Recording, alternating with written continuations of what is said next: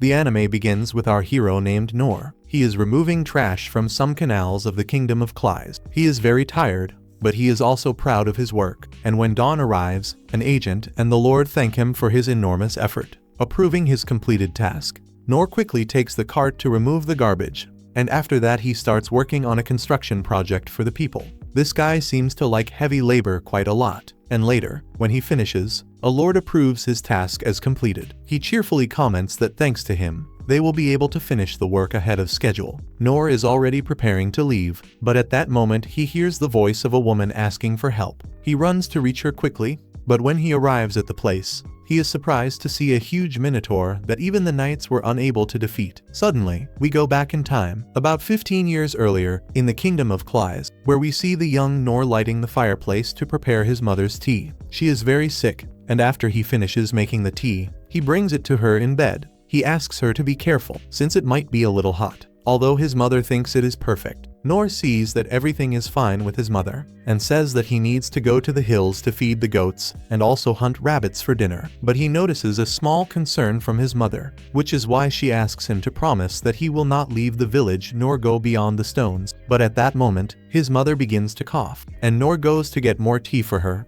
but she stops him, calls him, and begins to clean his face. She apologizes for not being able to do anything for him, and asks that at least he live the way he wishes. At night, Noir prepares a tasty soup for his beloved mother. When he goes to bring it to her bed, unfortunately he finds her lifeless body. Amid his screams, morning arrives, and soon after Noir sadly buries his mother beside his father's body. Although the loss of his loved one saddens him, he fills himself with courage and continues carrying out his daily activities as usual. He cleans, hunts, chops wood, plants trees, and everything else. The guy is tough, but it is not easy to sit down to eat completely alone. But with time, you get used to it. And at night, he is organizing some of his father's belongings, when suddenly he finds a book that had fallen. He remembers the story his father used to tell him before sleeping, which speaks about someone who defeated a dragon together with his companions. He learned spells from ancient mages and obtained the elixir of the king of the dead. Noir always felt happy when hearing him talk about adventure. He ends up remembering that his mother asked him to live as he wished,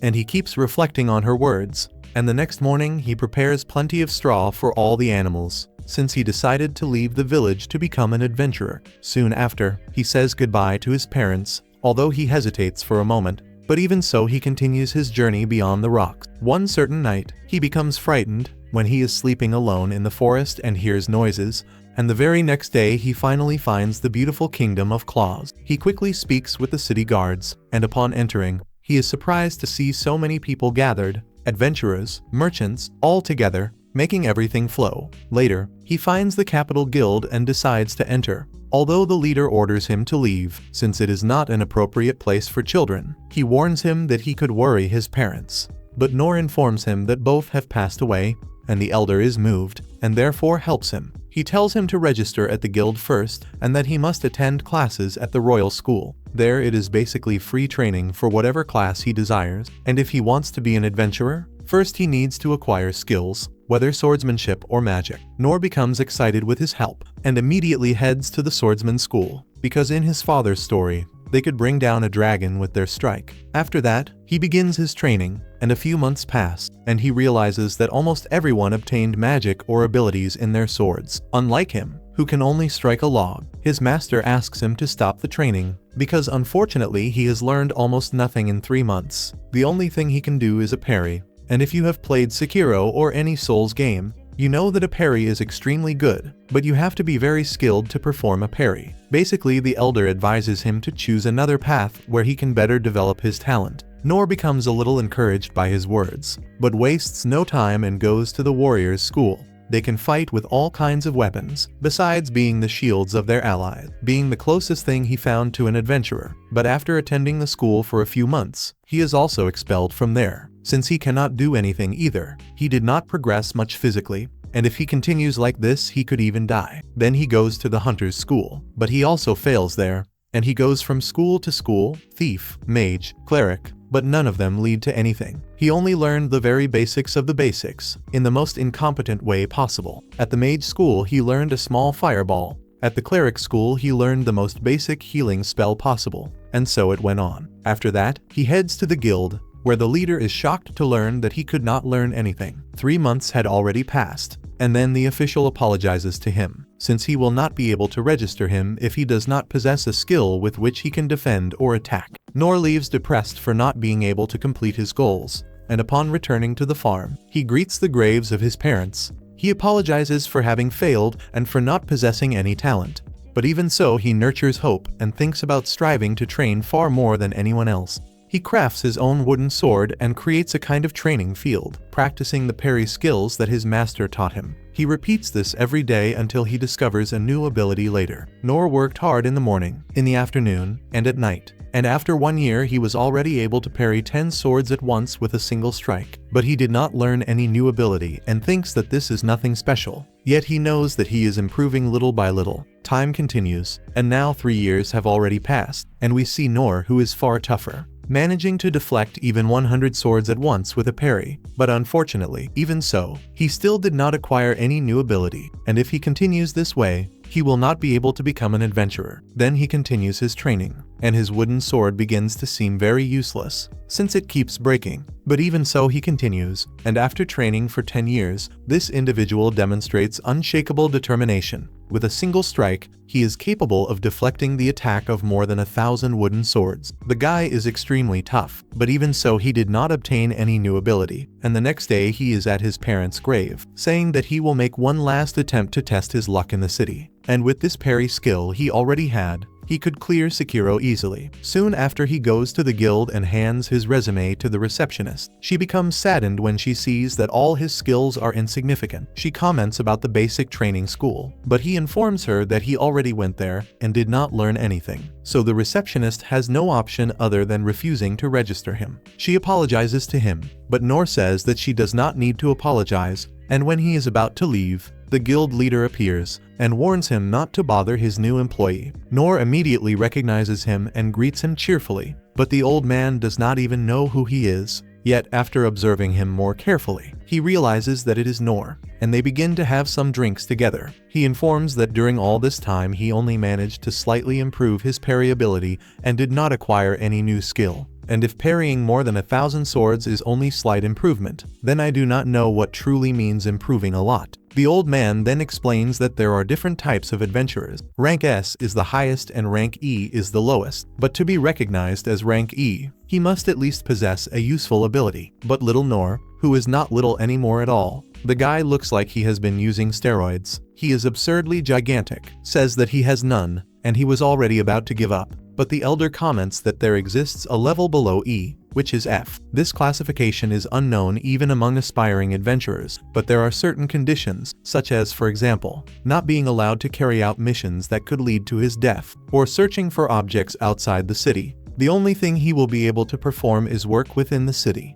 assisting the inhabitant. When the leader thought that he would not accept, Noir was already completely excited. He says that he is willing to do it. So, without further delay, he hands him his adventurer identification, rank F. Noir was so excited about his new job that he quickly begins working on the city's missions, helping young women with their cats and the residents, and naturally, without neglecting his training. After finishing everything, he feels satisfied for being an adventurer, even if only rank F, since he considers that aiming for more than that would be asking too much from himself. And now we return to the beginning of the anime, where he hears the girls scream. As he heads to the place, he sees the minotaur, but he thinks it is a giant bull. It begins to cause destruction, and to eliminate one by one all the soldiers who defend the girl. Noir was frozen, watching everything, thinking about what he could do. But upon seeing the minotaur, which had eliminated all the soldiers, he grabs a sword, and with the other hand, he throws a stone at the monster. But this stone causes no damage. It only manages to draw its attention and start the fight. The only thing he can do is parry its attacks, since he has no ability to injure it. And while he looks for an opportunity to counterattack, he realizes that his sword is already in pieces. It cannot withstand the power of our big boy. The minotaur seems to be controlled by someone, and because of that it heads toward the girl to hurt her. But Noir uses his quickness to move much faster, managing to stop the monster's attack, but he ends up breaking his sword, and at that moment he thinks that although he cannot become a hero, at least he must be able to protect a frightened girl. He remembers the words of his father, in which the adventurers rose with their swords and defeated evil. The minotaur then charges at him with its axe, but Noir uses his parry with the sword handle itself, causing the creature's own axe to cut off its head. And right after, exhausted from the fight, he questions how difficult it is to be an adventurer. And after that the girl thanks him and asks his name, but he turns his back commenting that he is an unimportant nobody, and then leaves without saying anything more. And when he finds himself alone, he notices how his hands tremble, thinking that a simple loose bull in the city was such a great threat, and the adventurers could not stop it. But he knows very well that he still has much to learn. Little does he know that he has just faced an absurdly powerful minotaur. Well, soon after we see the soldiers cleaning the mess that was caused by the minotaur, and then we see Lady Linnyberg, but I will just call her Line. She is praying for the souls of the fallen soldiers. And at that moment Inez runs desperately toward her. She asks if she is injured, and upon hearing that she was fine, she immediately kneels to apologize to her, because she should have accompanied her. But Lady Line says that it is not her fault, and regrets having worried her. At that moment, Darton, one of Line's retainers, informs that they must return to the castle, because her brother, Lord Rain, wishes to hear all the details of what occurred. On the other hand, Line explains everything to Rain, reaching the conclusion that the only coherent explanation for all of this is that it was an assassination attempt, since the monster was a minotaur, belonging to the deepest depths of the Abyss dungeon. That creature cannot simply get lost and arrive in the middle of the city attacking everyone. Most likely someone did this. Dashan agrees and shows him a ring that they found on the corpse of a merchant at the scene. This ring appears to have been the catalyst for everything, and that ring had already been inspected by the mage Oaken, the sovereign of spells. A monostone of very high purity was found, which would not be possible to find in any ordinary market. In addition, with the monotraces it possessed, they discovered that most likely the ring belongs to the magical empire of Doritas. Rain observes the ring, while commenting that purchasing a threat ranked like a minotaur is not very cheap, and there are not many people capable of buying something like that. So he already more or less knows who may have done this, since lately there have been some people bothering him. And those people even placed a powerful restriction on the princess, and they make no effort to conceal their evidence. So it is most likely that they are waiting for a declaration of war, so that they can acquire the Dungeon of the Lost and all the disorderly ones, as well as the gold that it contains. And after that, he comments about a man who defeated a minotaur in a matter of seconds. He only used a broadsword, stating that he is someone so experienced that he managed to evade the company of the shadows to the point of disappearing without leaving any trace.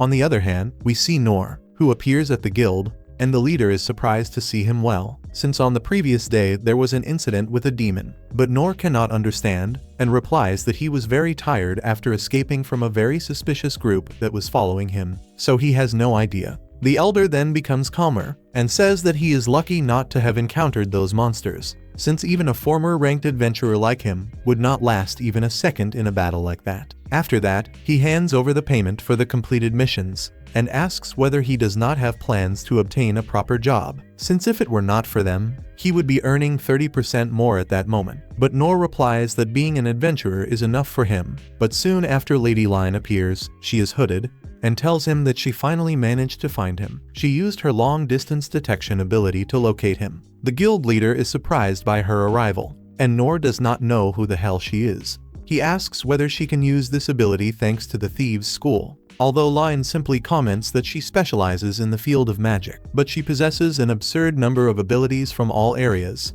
though only at the most basic level, and she feels a little embarrassed to mention this to someone as strong as him. But Noir replies that she is mistaken, since being specialized in all areas is something quite impressive. Line realizes that they are attracting attention, and asks whether they could talk outside, and the old man cannot contain his curiosity, and asks what she is doing there, and why she is looking for Noir. But she says that he did nothing wrong and only wants to talk with him, and then there is a scene change. Line and Noir walk secretly through the streets, thanks to the girl's ability. Noir hears some soldiers talking about the mysterious knight who defeated a monster, and later, when they reach a quiet place, Line apologizes for having interrupted his conversation with the guild leader. But she says that she needed to see him in order to properly show her gratitude, and bows before him, thanking him for saving her life, and that of many citizens of the kingdom. Noir feels embarrassed and comments that she is exaggerating, since she possesses many special abilities, and thinks that in fact it was he who unnecessarily interfered in her path. But she informs him that he is terribly mistaken,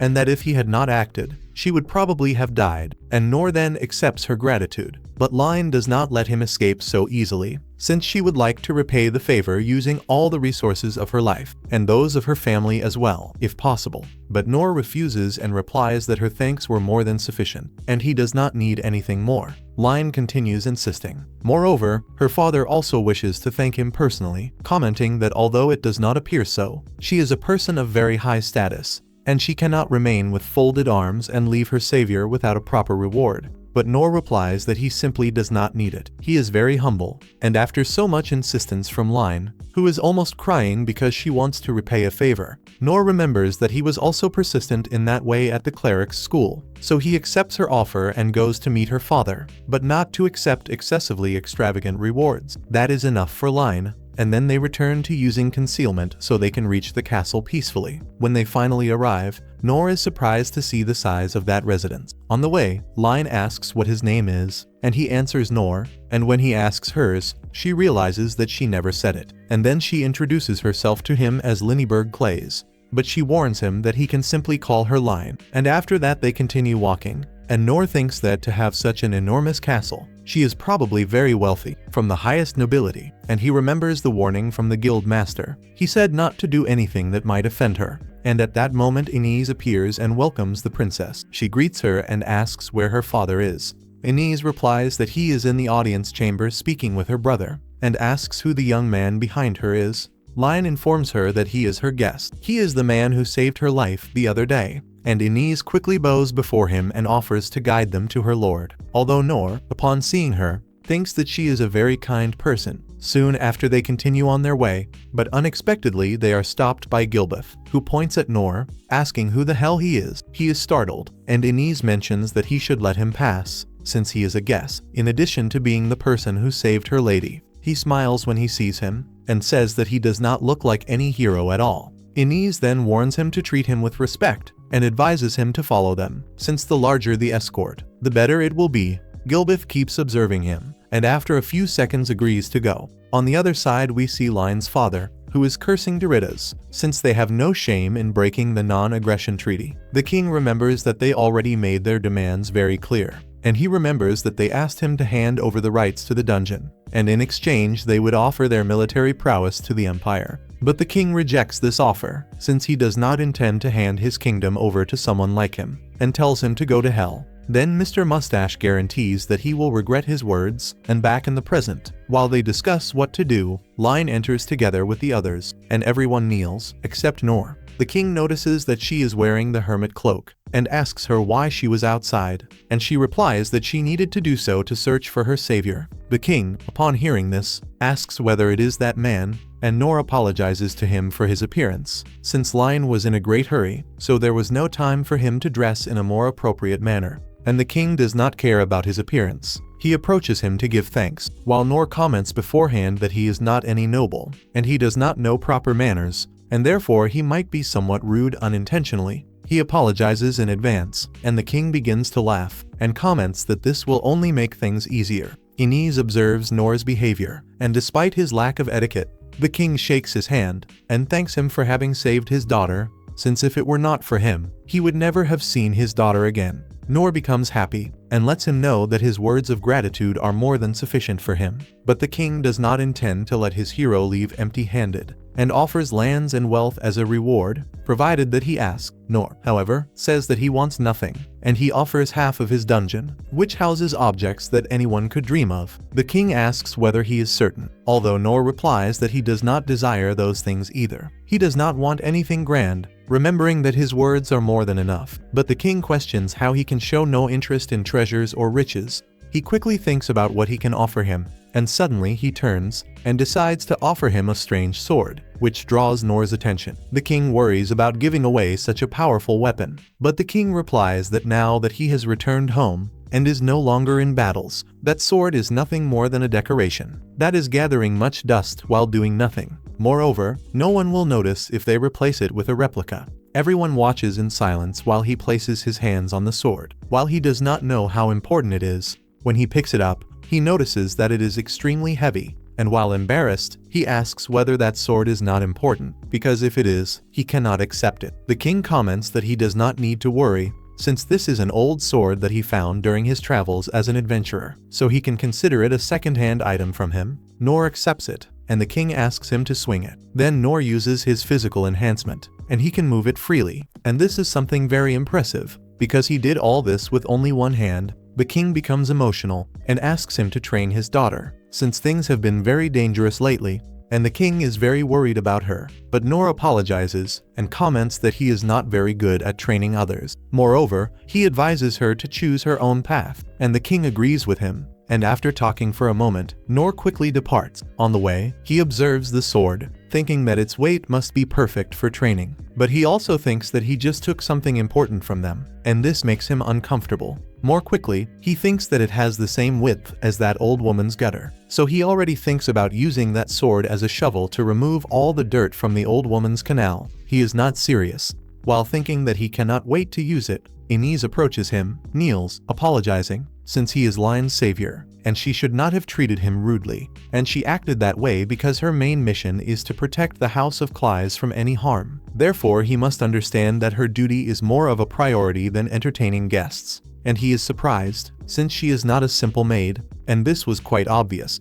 Inez then takes the opportunity to introduce herself to him as the sub-captain of the corps, the warrior corps of Clyes, and she has been Lion's divine shield since her childhood, which led her to the honor of protecting Lion. And upon seeing that he is her savior, she promises to become someone he can trust, and that he only needs to ask for her help. Noir thinks that the people of that place are quite strange and like to keep giving thanks, so he thinks that he should just accept everything, and that is all. Soon after that, Inez informs him that despite everything, his conduct in the audience chamber before the king is unacceptable, and if he does that again, there will be serious consequences. Noir becomes startled and thanks her for the warning, while she smiles asking for his name. He comments that his name is Noir, and Inez becomes a little agitated. She has a very strange attitude, but she ends up leaving. Then Noir thinks that he irritated her, and when he is about to leave, he is interrupted by Gilbert. He asks whether he plans to leave so soon, and proposes that he try that sword together with him. Soon after, while Noir was following Gilbert's, he wonders who the hell that man is and what he wants. He is exhausted and just wants to go home, but then he arrives at a battle simulacrum, where Gilbert's tells him that although it does not seem so,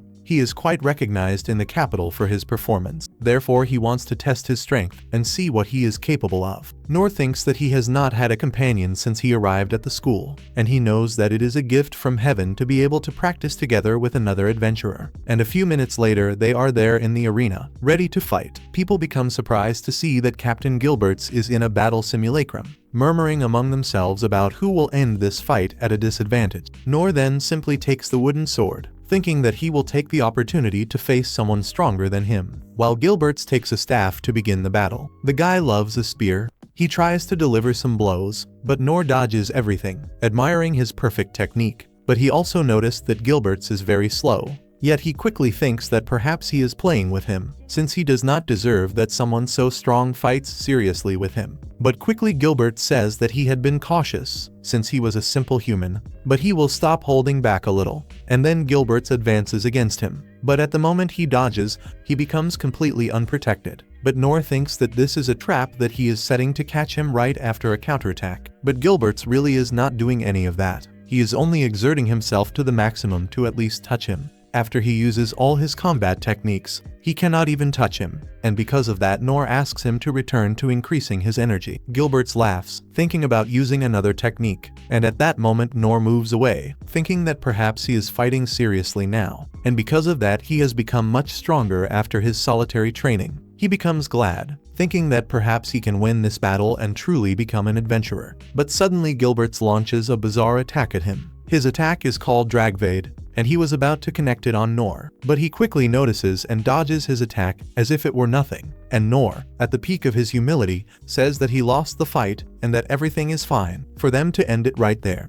Everyone who is there begins to murmur and question what happened, saying that perhaps Gilbert's only held back somewhat, No one can believe that that village guy, whom nobody knows who he is, managed to face him head on, but they begin to make various excuses for this. Yet Gilberts truly understands what happened. He remembers when he trained a lot when he was a child. From the moment he held a spear, he already knew that he was incredible with it. He defeated everyone. But this guy is different. He simply used physical enhancement to manage to dodge all his attacks. And when you look at the ground, you notice several craters around. Noir simply is far too incredible. There is no way around it. He still remembers when he was talking with his tutor, saying that he was in eternal boredom, since everything he faced was very easy. And at that moment, the sovereign of the sword advised him to fight against Inez. Gilberts replies that she is very strong, but what she lacks is effectiveness in combat. And if he fought, he would fight her in a battle simulacrum, and he would definitely be the victor. His master replies for him not to worry, since soon someone will arrive who is stronger than them.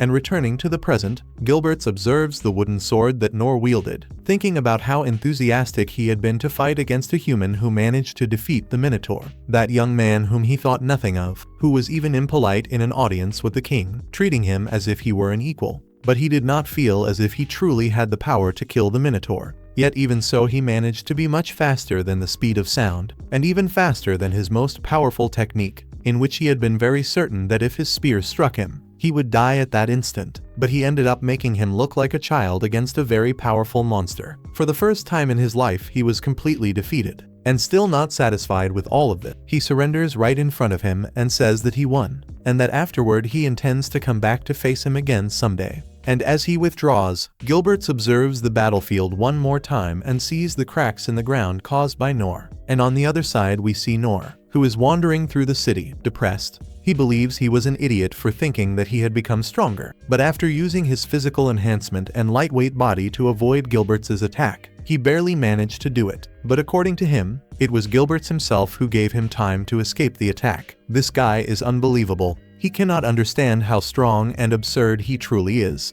But one day he will, I hope. He also says that Gilberts taught him a lesson, that pride only leads to death. So Noir is very grateful to him. But he continues to be very weak and needs to train more intensely. And because of that, he begins to clean the sewer filth with the sword that was given to him. And while observing, he realizes that the work is excellent, since this sword makes the service much easier. People are also happy, since he finished much faster than before. And he remembers the king's words, who said that this sword would not get scratched, simply because he would be rough with it. So he became very happy, because he can do many things with this sword without any problem. It remains completely intact. And then we see that he is sitting, thinking that thanks to his new work in the gutters, he did not have to transport dirt for some time. But he also worries, because he can only accept F-rank jobs. And if the work in the royal capital dries up, there will be many entire days when he will do nothing. But now he has his new sword, so he plans to use it to try to be useful to people, or something like that.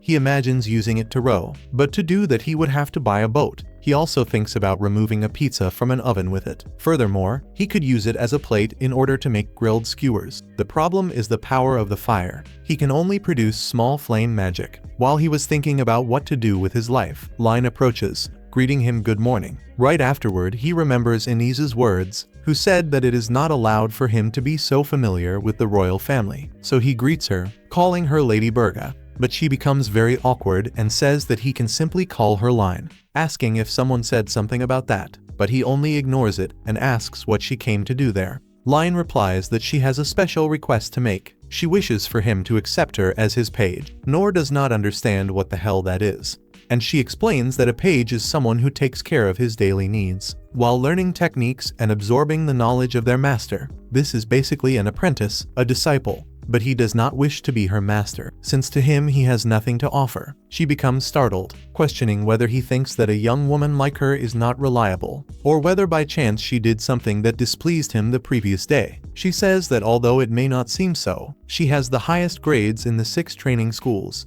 and while she stays at his side, she will be able to become someone useful. But he replies that there is absolutely nothing that he can teach her. He also believes that she cannot help him, since he can do everything by himself. His mother taught him properly, so he is fine, but Line proposes to pay him as her instructor. Yet he continues refusing, saying that no matter what she says, he will not be her master. He can do everything alone, and he is fine the way he is. Line then, seeing that there is no other option, decides to use her magic to demonstrate what she is capable of, assuring him that she has achieved the highest levels of magical skills she can use. And after that, she cuts down a tree with a small dagger, using her mist blade from the thief class. And after that, she removes the weapon she carries on her back and imbues it with magic, throwing it very close to Noir. And what she just demonstrated is a sacred class of swordsman technique called Divine Cut. It is a very specialized technique, and Noir observes everything in confusion, questioning why she is doing all of that, thinking that she certainly mistook him for someone else. It must be that. Lyn tells him that his power was recognized by the 6 sovereigns of the kingdom, and asks him to allow her to accompany him, since she is certain that she will be able to help him somehow. And Noir realizes that she is very stubborn and does not want to understand, and he decides to show reality to her. So he ends up showing the only magic he can perform, one of the only ones, actually, which is the small flame. And in a scene change, we see Lyn, depressed, thinking that Noir is the famous young man that the masters spoke about in her schools, the talentless young man. But she always believed that this was an absurd idea. How could someone attend all 6 schools and simply only manage to learn the basic spells and go no further than that? She did not want to accept that idea. And shortly afterwards she remembers that Master Oaken taught her how to produce her small flame. She was also able to create it, but the difference between her small flame and his was enormous. Hers was truly very tiny. Her master, however, was somewhat larger. He could make it bigger because he had spent a long time practicing, but it was simply useless, since it could not really be used for anything. It was basically like saying, I trained here for many years, and I can make the flame a little bigger. But compared to Noir's, it was essentially like a marble against a giant basketball. Noir shows his small flame, which has nothing small about it, showing that he spent many years training and refining this ability. His 6 class skills are extraordinary. The reason why she reproaches herself for wanting to be so arrogant toward him a short time earlier, seeing the enormous difference in power that exists between the two of them. But even so, in the future she will stand in a royal position to support her brother in wars. And as the motto of her royal family says, the blood of the royal family must belong to the strong. And beyond all of that, she wishes to possess a strength as natural as the one he has. So later she approaches Noir and acknowledges her pride and immaturity. She asks once again for him to teach her and recognize her as his page. She will do everything possible for him to accept her, calling him Sensei Noir. While he is surprised, Lyn thinks that the supreme strength sought across generations resides within Noir himself. And on the other side we see Ren questioning why his father chose to give the sword to Noir among all people, since his father obtained that black sword of unknown lineage when he was an active adventurer. He entered the deepest section of the dungeon of the lost together with the 6 sovereigns, and it was one of the longest and most dangerous missions in history. But it was with it that he managed to obtain a first-class dungeon relic. The blade of the sword is made from an unknown material, harder than mithril, or chalcum, and mana metal. No matter the technique or ability used with it, it does not suffer a single scratch. That is why it was nicknamed the Unbreakable Sword. But the real question is, how could a material so resistant like this be mistreated enough to become deformed in such a way? But the king does not have an answer to that question. He only knows that the sword has a value that transcends that of an ordinary weapon, and that letting this sword go so casually must have been for some reason. But he realizes that he is not thinking properly, since his father also noticed the sense of unrest hanging over his country. So if he made that decision, he must be relying on the strength of his spirit, so that Noir may serve in future situations that might occur. Since if he was capable of defeating a minotaur and saving his sister Lyn, he must be someone strong enough to be used as a secret weapon. Now we see Noir and Lyn, who are at a food stall in the village, where he asks whether it is normal for her to be seen in such places. Since as she is a princess, he is not sure whether there might be any inconvenience. Lyn replies that he does not need to worry, because after all she is also an adventurer. Noir does not concern himself with dealing with royalty and comments that he will go to the guild after eating, which seems like a great idea, and she offers to accompany her instructor. But Noir becomes embarrassed when she calls him sensei, since he does not feel important enough to be treated in that way. But the more he tries to clarify the misunderstanding, the more complicated the situation becomes. Furthermore, she follows him everywhere, as if it were completely normal. And while eating, they consider accepting a job from the guild, and thus, with time, Lyn will finally be able to realize that he is someone very ordinary, and then she will distance herself from him once and for all. And when they arrive at the guild, The leader asks why he still continues with Princess Line, although she becomes annoyed and lets him know that she is also an adventurer, so it is unnecessary for him to add royal titles such as princess. The somewhat muscular young man feels embarrassed and whispers to Noir that if there is any other problem he can inform him. He replies that it is something complicated to explain, but the only thing he wants now is to be given a job that can be done by 2 people. The leader knows that Line holds a silver B rank position and offers a job to hunt goblins around the capital. And Noir becomes shocked, since those monsters are the ones that all adventurers face when they wish to test their abilities. So he asks whether he can truly accept that kind of task. The young man replies that Line can accept jobs on her own, but if he takes her as a companion, whatever happens to her will be his responsibility. Noir becomes emotional because of the incredible opportunity, but afterward he thinks that he might be taking advantage of Line's rank to raise his own level, which is the opposite of what he wants, since that way she would return home as quickly as possible. But when he sees Line's expression, he feels ashamed for not being important enough for her to form a party with him. So he asks her whether she truly agrees with this, since he would be relying on her B rank status to accept jobs. But she says that there is no problem at all as long as she can help him or do something for her sensei. He only needs to ask. Noir feels pathetic for having to depend on a small child in order to accept these jobs, so he decides to take advantage of this opportunity, since in that way he will be able to fulfill one of his personal goals. Then, as they are about to depart,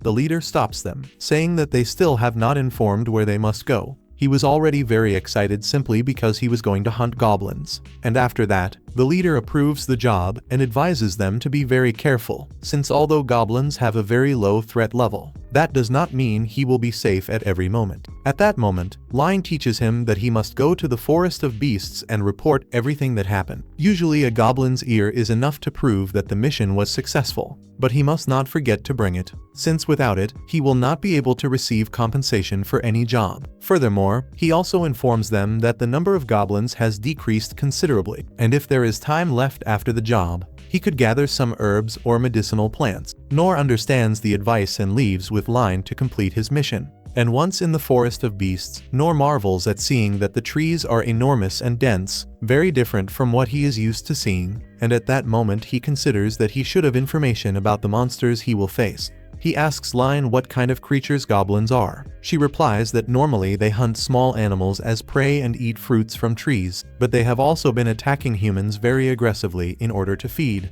And if they are allowed to do whatever they want, their population will grow excessively, to the point that it would cause a food shortage. For that reason, adventurers hunt them regularly in order to control them. On the other hand, the abundance of the forest's ecological system depends on how many goblins exist in the area, since it is not good to hunt them to extinction, because they are vital to the forest. They are used as training targets, or to generate income for beginner adventurers, so they are vital either way. Noir realizes that Line not only possesses incredible abilities, but also has a great deal of knowledge. He thinks that it will be very difficult to teach her anything she does not already know. But after that, the forest begins to grow dark. Line tries to locate them with magic, but she cannot find anything, although she senses a signal very similar to that of a monster. And they move deeper and deeper into the forest. Along the way, Noir notices that it is getting darker, but Line comments that goblins appreciate such places and may be nearby. But suddenly she discovers that the signal she was tracking was right in front of them, and that now it has disappeared. However, they head toward a location, but when they arrive, they discover that it is completely empty. Apparently empty, because at that moment, Noir notices something, and they come across the body of a monster soaked in blood floating in the air. Line uses her magic to reveal what is invisible, and a gigantic goblin appears before them. Noir is surprised when he sees it, because although he imagined it as green, walking on 2 legs, and with piercing eyes, in reality it turned out to be much larger than he imagined. At that moment, the goblin arms itself with a tree, and Noir notices that Line is frightened, which is quite logical, since although she is blessed with absurd abilities, she still has little real combat experience. Therefore, he tries to calm her, commenting that they are only facing a simple goblin. Line is startled because she knows that it is not a simple goblin. It is an emperor monster, a subspecies among the monsters of humanity. The Goblin King is considered an extremely great threat, and it was created through genetic manipulation by humans, besides being cannibalistic and feeding on its own kind, since in that way it can take their powers and become much stronger. But upon hearing the determined words of her master, she realizes that she is not alone. and she thinks that perhaps Noir's plan in accepting this mission was to use it as a way to eliminate a powerful goblin emperor. The girl creates her own scenarios inside her head, and both of them prepare to fight the monster. Then the goblin emperor charges quickly toward them, and Noir uses his parries, deflecting each of its attacks. He realizes that the goblin is trying to corner him, but he uses parry once more and unbalances the enemy. He quickly orders Line to attack, and she uses her ice and wind magic against it. But the emperor is very fast, and her attacks cannot hit him. The monster grabs a huge tree and throws it violently at Line, but Noir manages to deflect it, and he begins dodging all the attacks, while Line tries to find its weak point. Then she notices the monostone on its forehead, and tells Noir that if they manage to remove it, they can defeat it. But at that moment, the emperor throws several logs, because it discovered that Noir cannot block all of them at once. And when they no longer knew what to do, Line uses a wind blast, causing a massive explosion throughout the forest. After things calm down, Line confirms that the goblin regenerates using the power of the stone in its forehead, and if they continue like this, sooner or later they will run out of energy. At that moment, Noir thinks of something and asks if she can redirect the wind blast toward his sword. She replies that it is such a powerful move that it could demolish the walls of a castle if used directly on him, and it could even kill him. But Noir says it will not hit him directly, and that he will only use it as a boost to reach the monster. When she does it, the attack strikes Noir, and for a moment he nearly dies, but he uses his physical enhancement to control his speed. He dodges the goblin's attacks and advances straight toward it. With a single strike, he manages to dislodge the gem from the monster's forehead, and the goblin emperor goes mad. And once they have the gem in their hands, Noir asks her to finish it. He also asks her to do it quickly, because although it is a monster, he does not want it to suffer. Line accepts and quickly burns the goblin until it is completely incinerated, though honestly, dying burned is probably not very pleasant. Right after that, Noir stands before it and prays for the goblin's soul,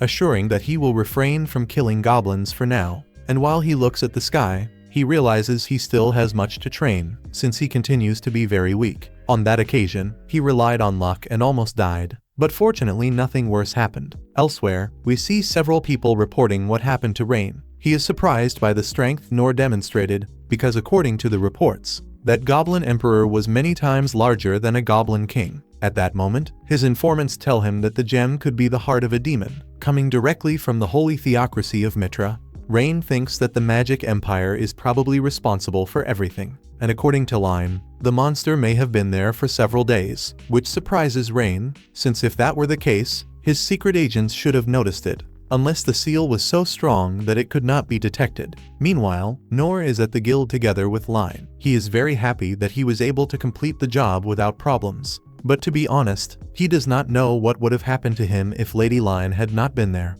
At that moment, he comments about the monostone the goblin had. The leader asks if he is sure that what he faced was really a goblin. He answers yes, and Line also confirms it was. The leader asks no more questions and requests proof of the kill. They look at each other and immediately think they are in trouble, because they forgot to take the goblin's ear, and obviously they cannot go back to get it, since they reduced the goblin to ashes. Elsewhere, we see Rain reading some letters that contain information about a similar incident to what happened in the Forest of Beasts. He wonders how the enemy managed to infiltrate so deeply into his own country. He quickly orders all members who possess tracking and detection abilities to form groups and head to the designated zones, and also orders the 6 sovereigns to urgently accompany them. After they depart, he questions how he did not notice sooner, since those individuals from the Magic Empire desire the dungeon's treasures so much that they were willing to go to war to completely destroy the country, risking millions of innocent lives in the chaos. Soon after, we see Noir eating together with Line, while they give thanks for finally being compensated for their first job with a few small jewels. He should not expect much, since goblin hunting pays very little, but that was not an ordinary goblin, so they should earn more, right? Noir then looks at her and asks how much longer Line intends to stay with him, since her father should be worried about her. But after finishing her meal, Line says goodbye. She comments that she has already done enough for that day, and that she plans to return home. However, she also tells him that she will continue helping him in the days ahead, no matter what happens. Suddenly, Rain appears and greets Noir. He wastes no time and asks him to go to the mountain district city the next morning. But he cannot give many details for now. He only provides a carriage and an escort for him, hoping he will cooperate kindly with them. Noir accepts and says he will pack for the trip. Rain thanks him and says he will pay very well, and will also cover all travel expenses.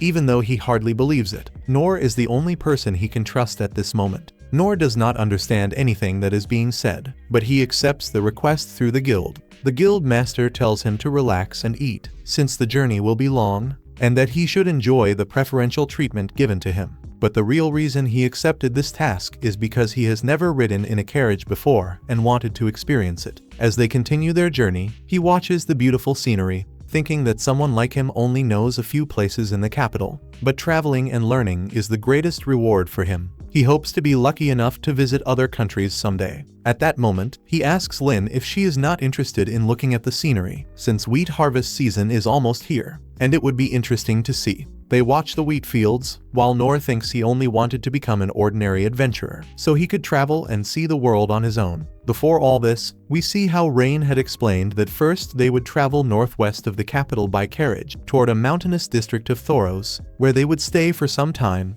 and if nothing strange happened, they would cross the mountains to reach the neighboring land, the holy theocracy of Mitra. Returning to the present, Lynn worries and hopes nothing bad happens along the way. Any Circumflexes replies that nothing will happen, and that she does not need to worry, since she is there if things get complicated. Although in truth she is there because of a secret order from the king, who revealed that she must take Noria, his sister, out of the country, because the capital would soon face an unprecedented crisis and would likely be destroyed. She asked whether her sister knew anything about it, but Rain said no, because if she knew, she would certainly insist on staying with them. That is why he sent Lynn with her, since she is the only person he can trust to protect his dear sister and take her somewhere safe. Later, while resting along the road, Any Circumflex apologizes to Noir for involving him in all this trouble, but he says it is not a big deal, since she makes it sound like completing a simple trip is very difficult. He asks whether something very serious has happened, and says she was just thinking about something, since keeping him safe is one of her responsibilities.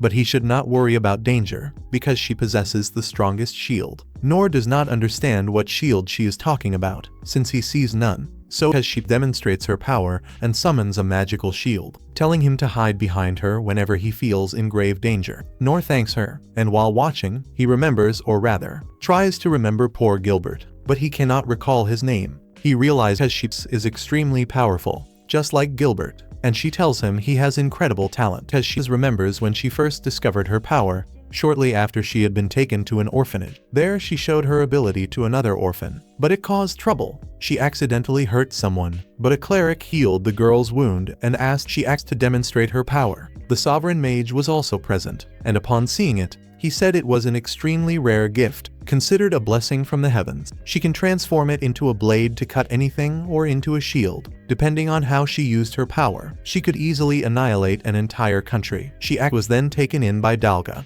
the sovereign of the shield. She learned from each of them how to use her power properly, but even so, she could not dispel the fear she felt of hurting someone again. And because of that, she began to distance herself from everyone, until she met Noir, and when she heard his name, she remembered she had heard it before. During one of her trainings with her adoptive father, an incident happened, like any other in the city. He wished that his best student, Noir, had been present at that moment, and that surprised her, since she did not know who that man was. But she knew one thing: he was important enough for her father to acknowledge him that way. And although she was with him, the emotions gathering inside her were very intense. They were very strange, because it was the first time she felt envy toward someone, and it became worse after he appeared before her. But she is the shield of the kingdom of clays, and she cannot allow her dark thoughts to blind her. Meanwhile, Noir is observing the scenery when he notices a path in the middle of the wheat harvest. He tells Anise that it seems he saw something moving in the field. Lynn looks and discovers an invisible darkness marching through the crops, harvesting them. She quickly uses a magical covering, and her spell reveals the monster's location. Then we see the capital, where mass destruction had already begun. A knight informs the king that several magical beasts had appeared throughout the royal capital. Although the warrior corps is in charge, they do not have enough soldiers to eliminate them all. The king orders the swordsmen to block the carriages to contain them, while the knights must evacuate the citizens and redirect them. and he also orders the secret corps and hunters to send as many reinforcements as possible. The night departs, and the king curses Dara for being so greedy that he wants to fulfill his threat to see them kneel. The king says all this is the beginning of the end, and his father asks where the sovereigns are. He answers that they are scattered in various places, fighting powerful monsters, and we see them battling several of them. Returning to Inez, before this incident, a young woman is seen walking beside a giant monster, murmuring that she needs to destroy them all. But when Line uses her covering to break the barrier, the monster strikes quickly. At that moment, Inez realizes the monster is the Black Death Dragon, and wonders what such a cruel creature is doing there. The dragon is about to attack, but Noir intervenes quickly. Inez tries to stop him, but Noir manages to block the dragon's attack. He begins dodging its strikes, while Inez tells Line that that boy did not appear alongside the dragon by chance. When he used a certain ability, the dragon also appeared. Line remembers a conversation with her brother, who had warned her about the Demonfold. They are semi-humans who possess the special ability to form a mental bond with monsters at will. There are records from 200 years ago when the Holy Theocracy was annihilated by semi-humans who controlled powerful monsters, but they were hunted by humans until nearly extinct. Their descendants still exist and must harbor deadly hatred toward humans. They are certain that this Demonfold intended to bring the monster to the royal capital to complete its destruction, but he did not expect someone to use an Ankove spell and make him lose control of the dragon. But Noir does not care. He jumps in hastily, without knowing who the real enemy is. He continues defending that boy, and Line tells Inez that no matter what, they must help him.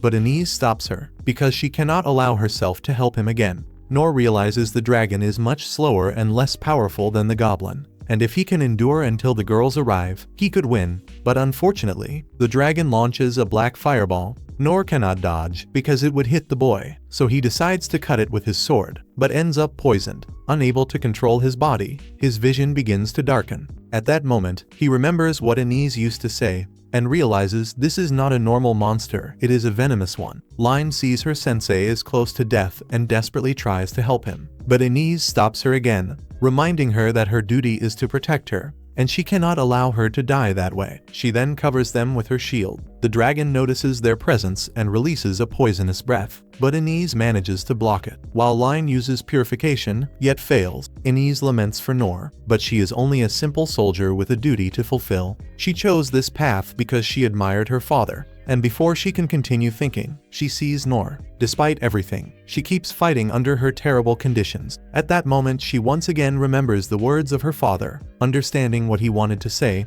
since Noir would do whatever was necessary to protect someone, even if he had to sacrifice himself, thus becoming a true shield. The dragon then unleashes another poisonous breath, but Noir manages to dodge it. Yet he ends up collapsing, exhausted, onto the ground. He thinks that perhaps his plan has worked. But before anything else, we see little Noir as a small boy, who is imprisoned together with others of his kind, since in the region incredible rewards were offered for all demons who survived the war. They were fed as if they were animals, and after eating, they were brutally abused by the prison chief. Amid the situation, the child could only question the reason for being mistreated, which greatly irritates the chief, who ends up striking his face. He even imposes a punishment, since for 3 days he will only be allowed to drink water. But the small child never revealed himself to them, because he felt that one day he might understand humans and experience what they felt. And one day they discovered that he had the ability to read their minds. From that point on, their hatred toward him increased even more. He was beaten and kicked every day without any reason,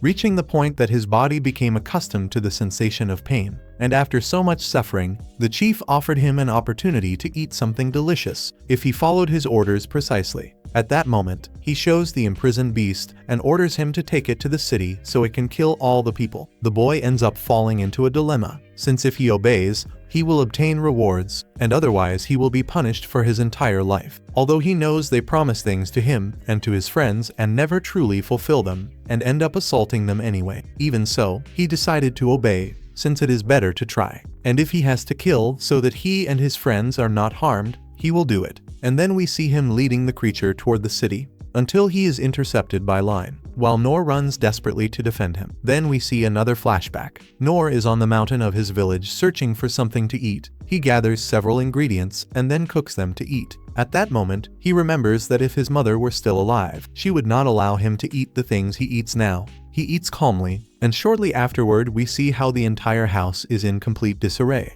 Unexpectedly, we see Noir dying and bleeding on the ground, because by chance he had unknowingly collected a mushroom called Dragon's Perdition. He comments that its poison is lethal. In fact, it is so powerful that it could even kill dragons. Some foolish people tried to taste a little, but nearly lost their lives in the attempt. And here is a warning: do not eat unknown mushrooms, or you can suffer greatly. Noir is paralyzed and extremely nauseated and cannot feel any part of his body. But he remains conscious thanks to his minor healing ability. He must be very careful, or he might end up vomiting blood. And Noir manages, with difficulty, to drag himself to the bathroom of his house. But he faints upon arriving, and when he awakens he has no idea how long he remained unconscious. Yet he rises quickly and goes to train, but when he thrusts forward, he ends up collapsing. Since he still does not have sufficient strength, he tries to stand, but begins to vomit blood and falls to the ground once again, realizing that his organs are deteriorating and that if he does not take proper care he will die. And so he remained day after day,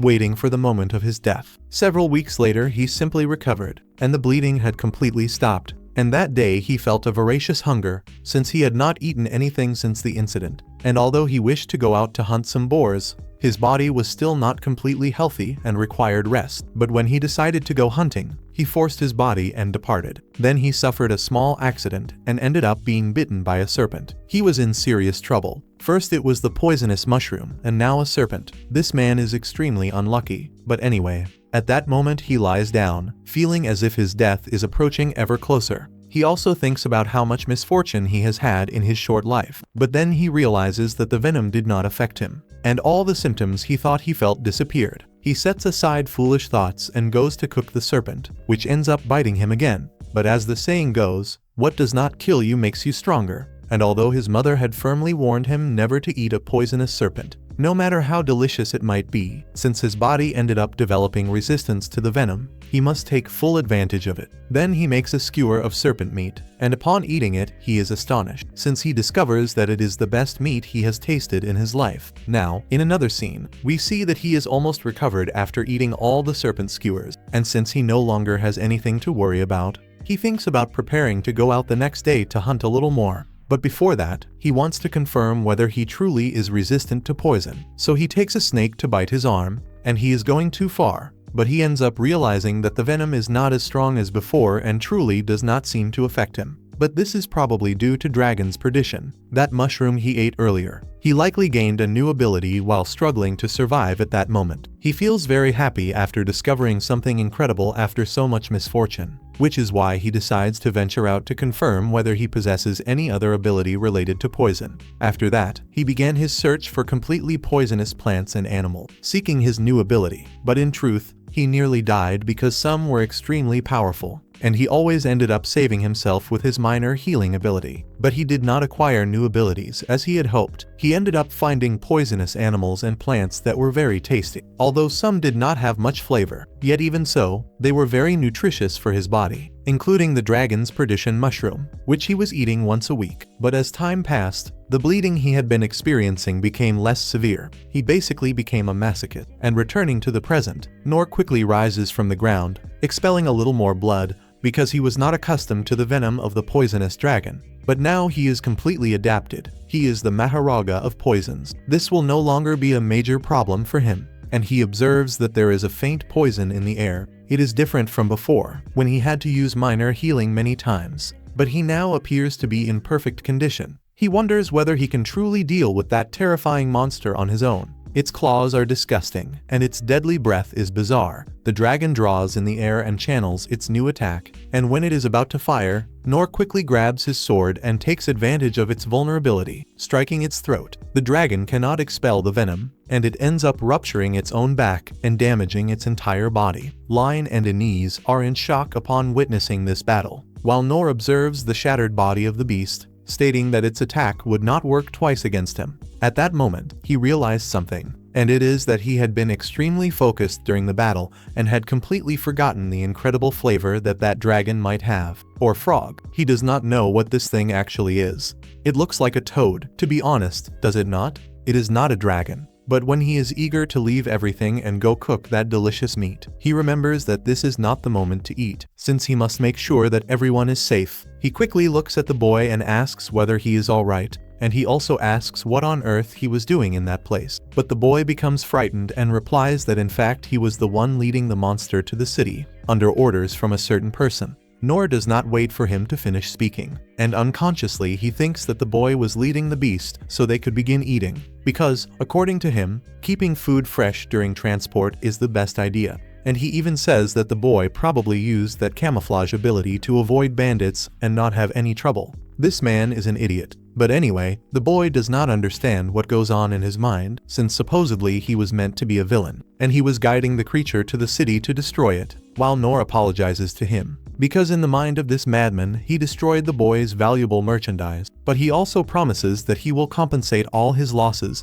and will work diligently to obtain the money. The boy replies that it is not necessary, and Noir finally uses a bit of logic, thinking that it is impossible that a child like him could force a monster like that. Furthermore, he asks how on earth he stayed with that monster the entire way without being attacked earlier. The boy answers that it is due to his power, since he can manipulate monsters. Noir is surprised to hear this, since he had never heard of such an ability. Noir asks whether this is a divine gift or something similar, but he explains that it is not a power that can be granted, but rather an innate ability. He finishes by mentioning that he truly is a demon, and that all his friends possess the same ability, revealing that, for that very reason, many people fear and hate him. He expected a reaction of contempt from Noir, but it is exactly the opposite. He feels no hatred and even less fear. He feels envy for being able to control animals to help on farms. He could control birds to make deliveries, and he would not have to worry about wild animals when night fell. Moreover, he does not care in the slightest about what other people think. To him,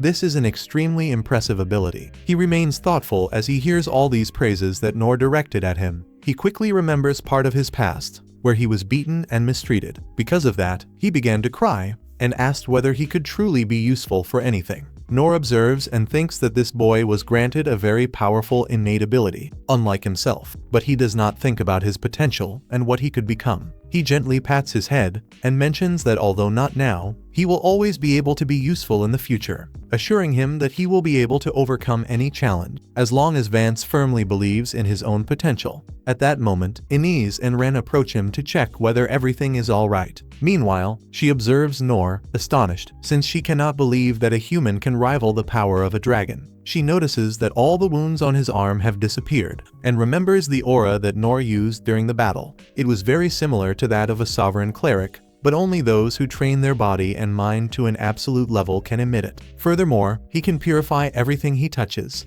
and that alone is no longer considered a mere ability, but rather a gift from the gods, for those who have trained until reaching that level. Even a sovereign cleric must train for 40 years to obtain it. While thinking that Noir seems far too young to have achieved this, Inez obtains some information about the boy. He introduces himself as Rollo, and at that moment he recounts everything he experienced and what he was about to do, while everyone sympathizes with him for what he had endured. But he is still a demon, and his next destination is the holy theocracy of Mitra, a city that was nearly destroyed by demons, and all its citizens feel intense hatred toward them, making it very difficult to guarantee his safety in a city like that. But while they think of a safe way to transport him, suddenly a stranger appears, who tells them that Rollo should suffer a very painful death. He looks at the dragon and realizes that it is the package that the person mentioned, and he is surprised to see Noir, since he touched the contaminating aura directly and is still alive. He asks what exactly he did, while Noir apologizes for having destroyed his package, since it must have been very important to them. He promptly asks whether he is the person who assigned the task to Rollo. He answers that there is no need to apologize, since nothing is more important to him than that package, and he is only there because he was sent to carry out a job, which is to take that little demon with him. Noir becomes happy because he thinks it is a friend who came to help him, but the man mentions that his body could be worth a great deal of money, alive or dead, so he quickly advances toward Noir. Fortunately, our hero blocks. While realizing that he truly only wants to capture him, the assassin mentions that he must surrender and simply give up once and for all, since if he captures him he will obtain a great reward, and immediately he attacks Noir again. Noir is very confused, since he thought the man was a friend and wanted to take Rollo to a safe place. They then fight fiercely, while the assassin states that he does not intend to waste time with him, and prepares to eliminate him at that very moment. And then he disappears, and quickly appears again above Noir, striking him brutally with his sword. He is so fast that he seems to form clones while attacking. Noir begins to retreat, although he manages to block everything. He realizes that the man is extremely strong and very fast, and any carelessness could cost him his life, since the blows of his sword are as powerful as the charges of that bull he fought before. Rollo watches him fight, depressed, because he thinks that this man will win, and then the day will finally come when he will die. The battle is so overwhelming that the attacks release great waves of wind. Inez then raises her shield, telling Line to withdraw, since she will be injured if she stays there. But she watches in surprise, because that individual is so fast that not even Noir can follow his movements. Inez explains that it is extremely difficult not to face this person, since he is a former S-rank adventurer, the dead man. But she could not find the records confirming that the hunt had been successful. The red-haired man then tells her that the case was resolved, but does not explain how. The sovereign of the sword then comments to her that this is the case of the dead man, a person who was extremely strong and even became an S-rank adventurer. Gilbert mentions that he would have liked to fight him, but his master warned him that he would not recommend it, since the man was absurdly powerful. The mage comments that this man was a prodigy. At only 13 years old, he already possessed such great power that he earned the title of Dragon Hunter. By the time he was only 20, he was promoted to S-rank, something that would take an entire lifetime for anyone else. Rumors say he was an orphan of a wealthy merchant, but the truth still remains a mystery. Sudo studied many sword and magic techniques, and also reached an extraordinary level of alchemy. He truly stood out, and over time his career became as admired as it was envied, since throughout his life he was always the center of attention. Until the day an incident occurred, where a merchant family of 36 people, including children and servants, were completely killed. He was responsible, and when he was interrogated about why he would do such a thing, he simply answered that it was because someone asked him to. To him, the request was very easy, and the reward was enormous, so why not do it? Everyone was shocked to see him admit it so shamelessly, without feeling the slightest bit of remorse. And from that moment on his name sank into the terror of people's minds. They then decided that Sudo should be stripped of his adventurer status, since it was controversial to keep him in the kingdom. And after accepting such a horrible request, it was obvious that this decision would be made. Indirectly, he had turned the guild into an organization of assassins, but there were also those who refused to expel him, since an adventurer like him could save many lives. Besides all the contributions he had already made to the guild, they could not simply ignore that. So they reached a conclusion. The incident was covered up, and he continued carrying out missions as if nothing had happened. Since he did not understand the concept of good or evil, to him it made no difference. He could complete all his missions and even wipe out entire armies without concern or assistance. He could even assassinate every member of a royal family if necessary. People of that time could not understand what was happening, but it was very similar to a goblin hunt, where he wiped out the entire rule of a nation. And since no one could face him, the guild decided that killing him was impossible, so it was recorded in the books that he had died, only as a cover so no one would attempt such madness. Back in the present, Sudo continues fighting Noir, but notices that his weapons keep breaking when they strike him. He is extremely surprised because he expected mithril to break, but never orichalcum or dragon bone blades, which were practically unbreakable. Noir apologizes for breaking his weapons and asks how he keeps attacking out of nowhere. Sudo simply ignores him and says he feels something is wrong about him, since it is impossible for someone like him to withstand a battle against him for so long. He also comments on the weapon Noir is using, saying it seems extraordinary, but he does not care, because it is time to end everything. He then says he will show all his tricks. He throws his sword into the sky, and a red aura begins turning silver. And Sudo states that this is his strongest attack, called Silver Cross. Noir may take all the time he wants to destroy it, if he is capable. The swords rapidly fly toward Noir as he blocks a series of them. However, he realizes he cannot block them all, so he turns to defend little Rollo. He parries many of them and blocks the rest with his own body. Inez watches and sees the situation worsening, since the number of swords keeps increasing, and if he continues using this strategy, he will likely die. She then decides to help him, but remembers that her life is devoted to protecting the princess,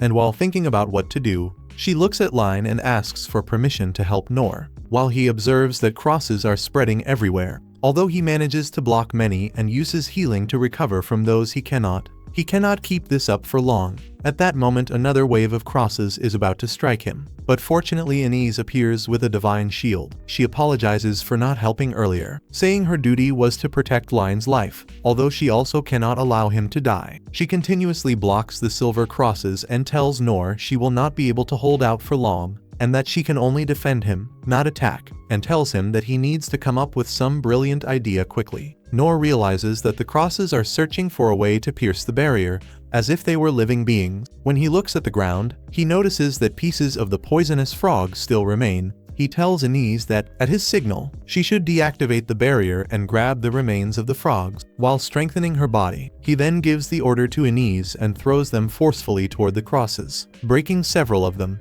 Little by little, they destroy them all and realize that Sudo has disappeared. He suddenly reappears, trying to attack Inez, but Noir blocks his strike. Sudo's dagger ends up breaking, and he complains because it was already his last one. Noir stops and asks if he is sure he wants to keep fighting. He answers that he does not, since he is tired and has had enough for that day. As he is about to leave, he warns Noir that they may meet again very soon, since there will be a great festival in the royal capital. Although he himself does not know why, he is very eager to see what will happen. Before leaving, he tells Noir that he is a very strange person, even though he has met many along his path. Noir is without a doubt the worst. At that moment, he walks away, and Noir sighs in relief now that everything has finally ended. After that, he wonders what Sudo meant about the capital's festival. Noir then says it is better for them to return, since they are not very far and could arrive in time. Rollo suddenly begins trembling and warns them that if they return to the capital, they will die, because he saw the most dangerous person in the world marching there at that very moment.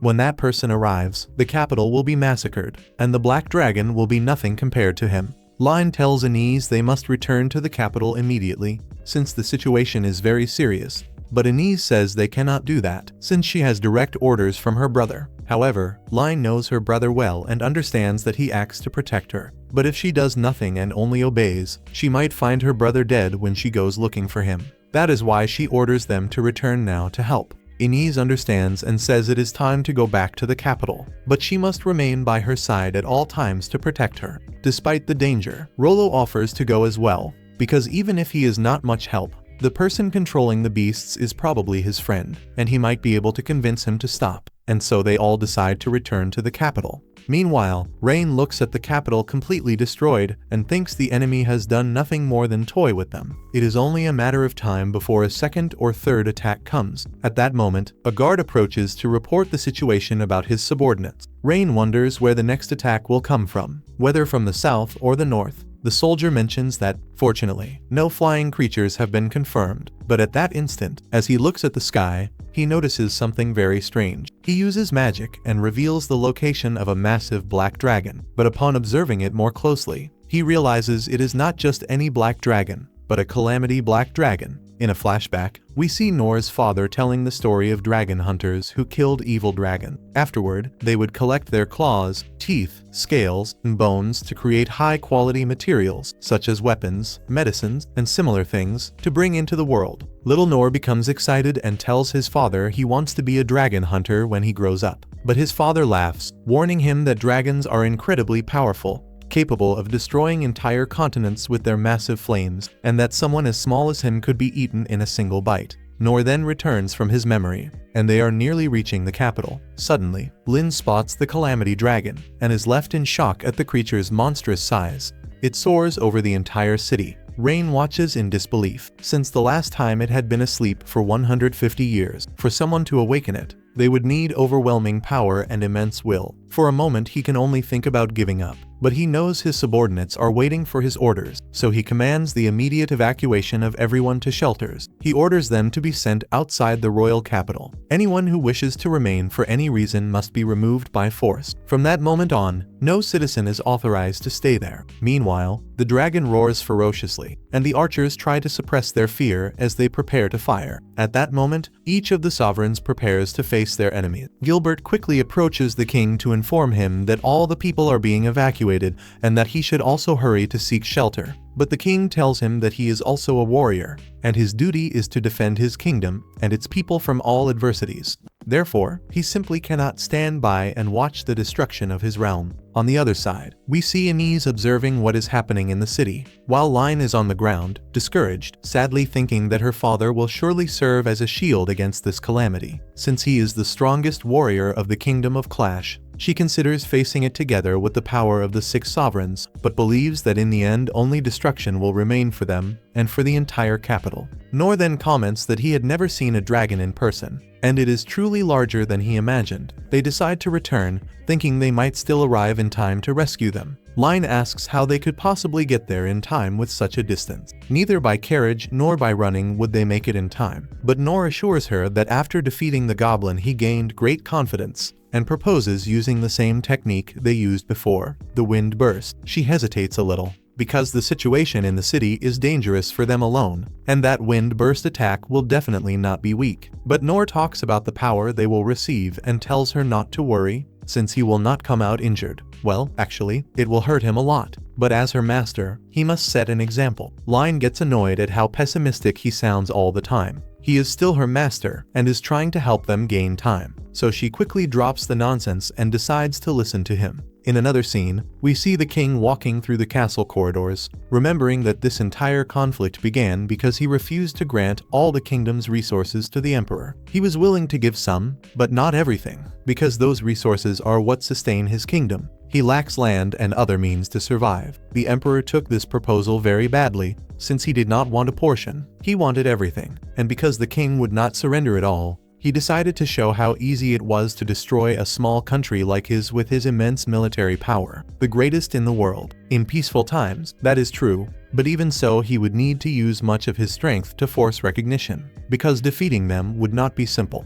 The king then climbs to the top of the castle, remembering the young Line in that very place, thinking that a poor exchange of words with the emperor pushed his entire kingdom into this situation. Trusting that he has entrusted all the nation's forces to Rain's son, he looks at the dragon, thinking that perhaps it cannot be completely eradicated, but he will at least take one eye from that cursed creature. Meanwhile, Anise activates her divine shield in a cylindrical form, and asks Noir to place his hand in front, while keeping his sword behind him. Line quickly begins enhancing them with multiple spells, and Noir is startled because these spells seem far stronger than before. Line replies that he is correct, because she is reinforcing the shield with the powerful magic taught by Sovereign Oaken. The spells include multi-weight, 6 choruses, and wind burst. She finishes by striking Noir strongly with her magic, and Noir launches forward rapidly toward the kingdom. At that moment, the dragon positions itself before the king and prepares to unleash fire. The king and the others watch from a distance, saying that this is the breath of the light of destruction,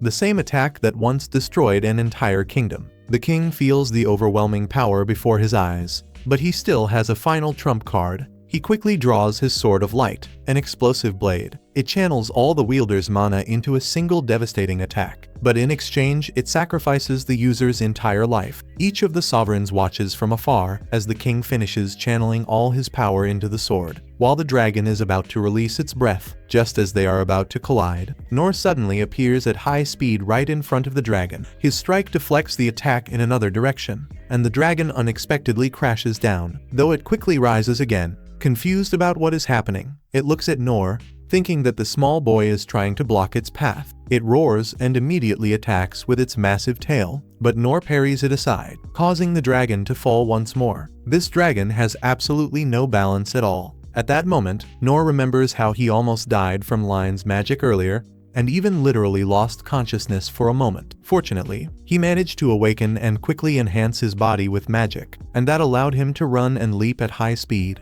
But when he sees the great dragon almost in front of him, he gets startled, because he is about to collide. but fortunately everything turns out fine, since he managed to perform a solid block. But that magic is far too powerful to be used against people, and next time he will warn them not to use that, since the impact was so great that it even made a hole in the clouds. At that moment he notices how the dragon is much more irritated than before, and he knows that the only option he has is to try to resist against it until the girls arrive. They manage to reach the city, noticing all the damage that was caused by the battle between the dragon and Noir. But suddenly a stone is thrown in their direction, and they end up falling off their horses. Innie Circumflex activates her shield, protecting herself from the damage, and Line notices 3 goblin emperors approaching them. They are a bit smaller than the one Noir faced, but they are still fierce monsters that are in a completely different league from her. But she also knows she must help her mentor somehow, since compared to fighting the dragon, these little goblins should be nothing. They advance toward them and Line uses her ice magic, but they are too fast for it to have any effect. Rollo apologizes for not having done anything until now, and quickly he controls them and immobilizes all of them completely. They are surprised, but Line quickly takes advantage of their distraction to freeze them, and Innie Circumflex summons the divine sword, with which she launches herself toward them and shatters them. At that moment, Line observes Rollo and realizes that he is extremely strong, since with just a single word he managed to immobilize them. That is not thanks to his race, but to him, who possesses incredible power. But just as he is powerful, he also had the courage to stand up and try to help his master Noir. And returning to him, he continues fighting the dragon, dodging each of its powerful attacks, and he manages to face it. And the dragon is shocked, because both he and his sword are very powerful, since after so many blows the dragon delivered, he should already have been completely broken, but he manages to dodge all of them with great ease. And then he thinks about ending everything at once, and he rises into the air, unleashing upon him a great breath of destructive light. The king and the others watch in terror, but he quickly deflects the attack toward the sky, causing a huge explosion. After that, the dragon becomes irritated upon seeing that it cannot cause even a scratch on the man, and it begins to roar desperately, while Rollo comments that they must be careful, since it is very upset and frustrated at seeing someone as small as Noir manage to face it, because the principle of dragons is that the strongest prevails overall, but it cannot defeat him, and something so small like that makes it extremely angry, and the king watches from afar, and the dragon prepares to deliver the final attack, launching itself rapidly toward Noir, since that way it can devour him once and for all. But Noir strikes it with his sword, cutting its teeth, causing the dragon to fall defeated to the ground. The dragon calms down after the impact, and realizes it is completely submissive before Noir. Noir, while looking around, realizes he can obtain claws, scales, and many other materials of great usefulness for the kingdom, and those materials can be used to make weapons and medicine. But in truth, those are the words his father used to tell him about dragon hunters. He observes the submissive and calm dragon, and realizes that a true hero would not desire any of that. Everyone runs toward him, while the king watches how that man saved the entire kingdom. Line approaches him and asks if he is alright. Noir answers that he is completely fine, and upon seeing Rollo, he thanks him and says he was a great help, thinking that it was Rollo who calmed the dragon. In reality, this dragon only became very tame because he slapped it across the face. Rollo says he has no idea what he is talking about, and Noir begins asking if it was not him who did it. He cannot believe it, and he definitely thinks it was Rollo's doing, but he, surprised, says it was not him. Noir then remembers what he had told him about people hating demons and being afraid of him, so he asks Rollo to please return that dragon to its home, and everyone reacts strongly, since that dragon is extremely dangerous. But Noir tells them that although they are right and the best would be to finish it there, it is not as if it had caused many disasters. Sure, Noir, it did not cause any disasters at all. Everything is perfectly fine. He explains that it is impossible to finish it now, because it is merely a tame creature waiting to die, and he prefers to avoid killing it. Line then gives in to his request and asks Rollo to try to send the dragon back to its home, although he is not sure he can do it, since that dragon is very powerful, but he will try. Noir whispers to him that everything will be fine, since Line and Innie Circumflex are not afraid of him. Rollo then tries, but the dragon is very serious, and says it only thinks about obeying its master, and if that is what he wishes, then that is what it will do. Rollo is surprised and informs everyone, and he asks Noir to tell the dragon to return peacefully to the place it came from, and taking advantage of the situation, also ask that it never return to harm other humans again. So he tells it, and it understands everything perfectly and prepares to depart. It takes flight, but just as it was about to leave, a massive destructive laser beam strikes it, wiping out its kind. Everyone is left in shock, and far from the kingdom we find an emperor, who smiles as he sees how the foolish kingdom of Clys has fallen before him, since they did not meet his demands, and their plan is to arrive as the saviors of the kingdom and take possession of the labyrinth. He orders his soldiers to save the minimum number of people and exterminate all those who were loyal to the king, since they must seize all the objects of the labyrinth. On top of that, they want that slow black sword, and one of the soldiers begins to reveal the location of all their army and the siege weaponry. At that moment, the emperor remembers how they reported that the dragon was a calamity that had been subdued by a dominator. He thinks it was worth paying that price, since now it will become enraged and will destroy everything, and his army will march toward the royal capital with his soldiers. They will be heavily equipped with their powerful magical swords and shields, while their elite troops will have magical armor and magical vehicles. And as if that were not enough, those wretches also possess mana generators. Then he is interrupted by Hondeos, who apologizes for being frank, and says he sees absolutely nothing beneficial in this war for their country in the long term. But the emperor kicks him in the face, because he does not want to hear his nonsense, since no one in the world represents a threat to his empire, which stands at the technological forefront and will make sure everyone knows it. Then the group goes to where the dragon fell and tries to approach to check if it is still alive. However, Line notices that the emperor's army is there, and they observe them, and one of the soldiers informs the emperor that that young woman is Denise, the divine shield, one of the living legends in the entire world. It is possible that because of her, the royal capital has not been completely destroyed, although if it were up to her, it would indeed already be completely ruined. But the emperor is pleased, because the era in which legends ruled has come to an end. He orders them to fire the Brionet light, and his soldier says to prepare Brionet.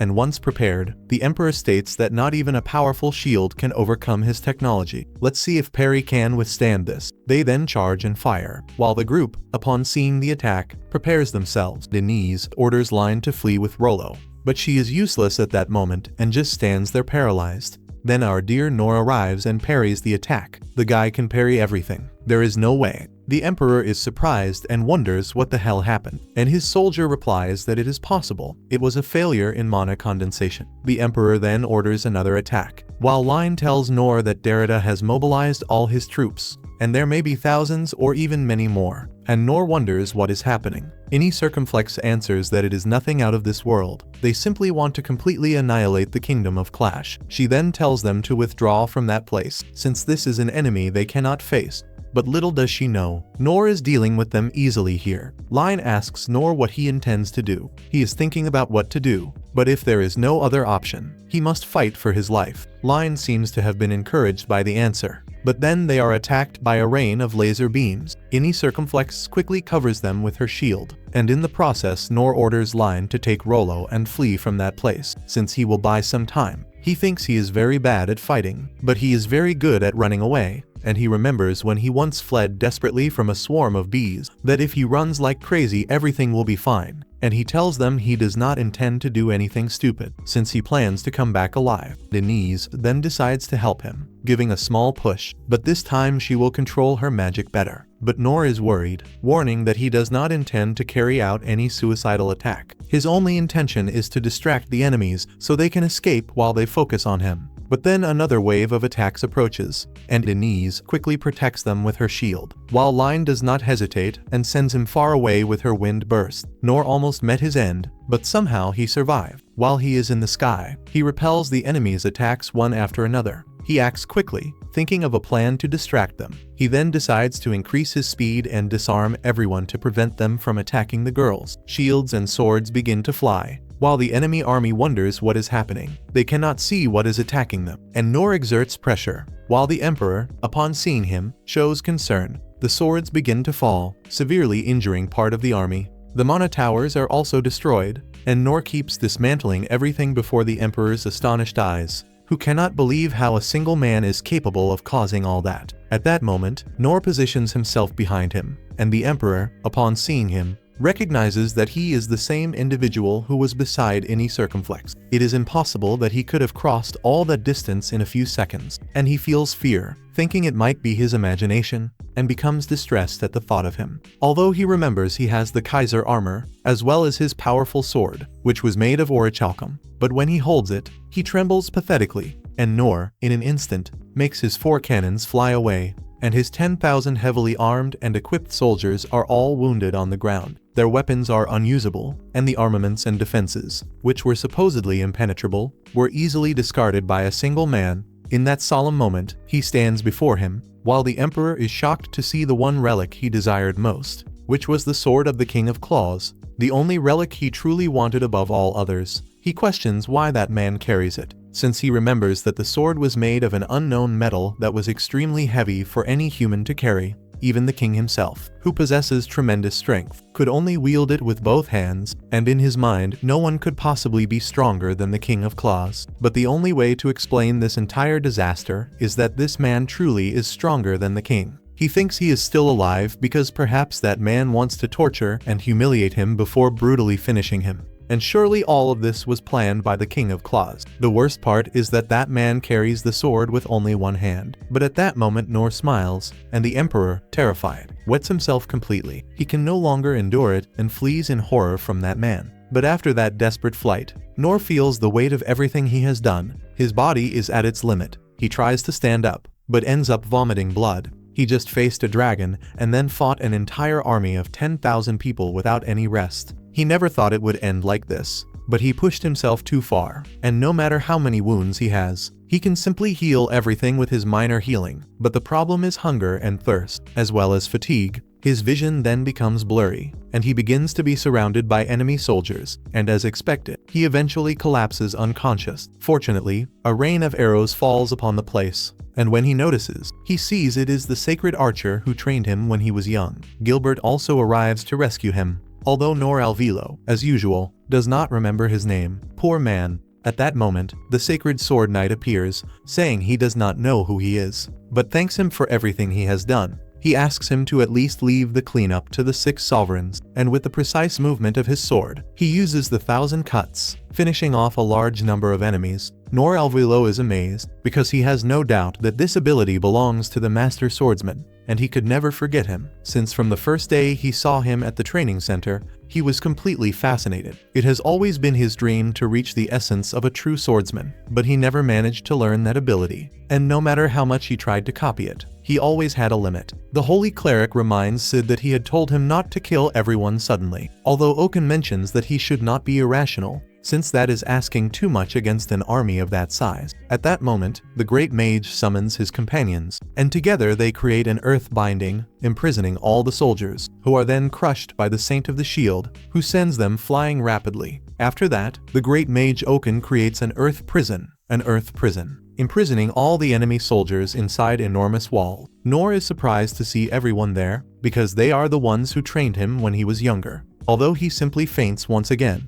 Later, Lainey heals his wounds, asking if he is alright. In addition, she recommends that he rest a little longer, but Noir does not care and already stands up, since he feels much better thanks to Lainey's magic. At that moment, Sid comments that Zane obtained information from their commander during the interrogation. It seems there are no enemy forces left, but the Emperor managed to escape. Oaken is surprised upon hearing the Emperor's name, and Sid mentions that they obtained multiple testimonies from the soldiers who were in command. He comments that the Emperor was wearing golden armor, but what is truly surprising is that the Emperor was actually at the front. Noir confirms that he saw an elder with golden armor. Although all the knights seemed alike, he was the most noticeable. Oaken begins to think about the armor of the Original Conqueror, and he mentions that if that is the case, he must have already fled toward the border. He should still be inside the Empire, because he has to pass through all the checkpoints and a ravine bridge. But even so, Hay cannot pursue him without any strategy. Yet this is the perfect opportunity, the only one in a lifetime to corner that elder. However, the only way to reach him would be by flying. Noir begins to think that he might know some way, and in a change of scene, they gather at the dragon's corpse. The cleric then uses his magic to heal it, since in that way they could revive it and ride it to begin their pursuit of the Emperor. Moreover, if it were to lose control once again, It is very doubtful that they could stop it. Oaken then asks the young man whether he could control the dragon, questioning if that is truly safe, but he answers that it is not safe at all, since he has no confidence whatsoever. Oaken then comments that he should reconsider, but the cleric says it is already decided that it will recover consciousness anyway. Besides, this is Noir's request, and although its aura and appearance remain the same, it has become much larger. Oaken is then surprised and asks if this is really Noir, since he had not realized it at all. A long time has passed since he saw him for the last time, and Noir comments that 15 years have already passed. What truly surprises Oaken is that he is still alive. At that moment, the dragon awakens, and Noir asks the dwarf please to tell him what to do. But suddenly the dragon rises and roars. Yet everything is fine, because it seems it will do whatever it is told. Oaken is astonished, since it is unbelievable that a child who is half demon can speak with the calamity dragon itself. This is simply a dream becoming reality, and it informs that it is very grateful for the treatment received. Although it is somewhat strange for a dragon to express gratitude, Hulu then warns that the dragon wants to take revenge on the Empire. It only needs to be ordered. The mage is surprised to see that he can even give orders to the dragon. Lynn comments that she also intends to go with him, and if she goes, obviously the blonde will go as well. Zen comments that peaceful negotiations are his specialty, although Garu replies not to compare him, because he does not provoke fear with his antics. Besides, he possesses an enhancement tool of concealment, and if they intend to fly, his concealment is essential. Lynn asks Noir whether he will also go, and he begins to think that he does not like heights, since he was rather dizzy when he jumped the castle wall. At the time, he did not have many problems, but now, just thinking about it makes him very nervous. His intention was only to make a suggestion, but if the one who asked Hulu to speak with the dragon did not go,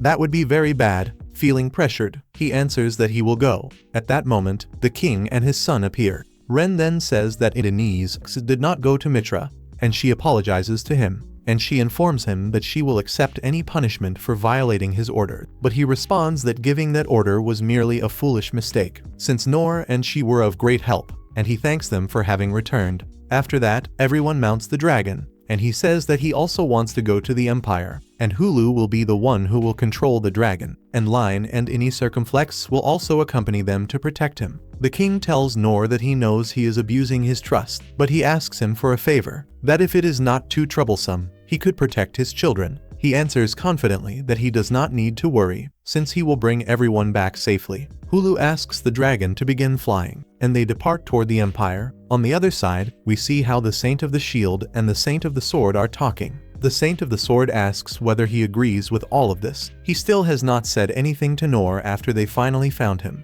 after all this time, but he answers that in truth Noir never needed them. They thought they could shelter him and raise him, and they were simply blinded by their own arrogance, since now Noir is like a hero taken directly from legends, and it makes them feel like objects of ridicule. Sid feels very ashamed of his own laziness, because he should not have wasted time, thinking he was in a position to teach others. And now he will have to return to training from zero. He has been aware of his own flaws. He cannot simply lie in a hammock and relax, while his sword rusts. Although the big man comments that for someone who is ashamed, he seems quite happy. Sid replies that he truly is, since after Noir showed such a spectacle, there is no way not to be. On the other side, we see the group searching for the Emperor from the skies, but they still have not managed to find him. And if they do not do this as quickly as possible, he will manage to escape. And that will be the worst possible scenario. At that moment, the Saint Assassin warns Rain that there is an Imperial checkpoint ahead, and if they enter that zone they will be severely harmed. But Line manages to locate the Emperor, yet he is running at the speed of light. He heads rapidly toward the gates of the Empire, and if he manages to enter it will be very difficult for them to get inside as well. Rain is then asked what he intends to do, since now he must choose whether to continue the pursuit or return, because from this point they will enter an area officially under Imperial control, and they possess a great quantity of magical weapons and countless fortresses. At this speed they could never catch him, and if the dragon flew much faster they would fall. Rain decides to continue forward, and even though this is dangerous, since now an empire possesses high technology, then it will only be a matter of time. Soon they will be able to produce it in mass. The only thing the Emperor will do upon returning is prepare even more weaponry for revenge, and if that happens the Kingdom of Clays will definitely be destroyed, and they must prevent this at all costs. At that moment Denise asks permission to completely annihilate the entire area. Line is surprised, and remembers Denise, besides being the divine shield, is also the divine sword, possessing overwhelming destructive power. And with her sword she can cut anything. Rain grants permission to destroy the entire base. She summons her divine sword and begins destroying everything. Rain tells his sister that from this moment all of this will determine a massive war, but they must pursue the emperor, and he asks whether she is ready for that. She confidently answers yes, and everyone around her exerts extraordinary power. These are the strongest and most unimaginable people, so there is no need to worry about anything. Besides that, there is her instructor, Noir, who is the strongest person in this universe, without question, and he has not even begun to understand his greatness. But Noir at this moment is unconscious, since he is very exhausted. Lion thinks about teaching the emperor a lesson about what happens when he meddles with the wrong people. Meanwhile, the emperor advances desperately toward his kingdom, and finally arrives at his castle. That kingdom looks very much like Midgar from Final Fantasy VII, and when he arrives, all his subjects are surprised to see him there. They ask what he is doing in that place, since he should be in the kingdom of Clash. They ask about his troops, but the emperor only shouts, saying they are useless soldiers, that despite being well armed they could accomplish nothing. And the worst of all was encountering that individual, who caused him deep terror. But at that moment they show a portrait they have just received, leaving everyone shocked. The emperor wonders what the Calamity Dragon is doing in the empire, when it was supposed to have been defeated thanks to Brynak. But then he thinks that perhaps it is the work of that damned holy cleric, since if it were him, he could certainly have resurrected it. At that moment he remembers Demonfold and asks them where that young man is.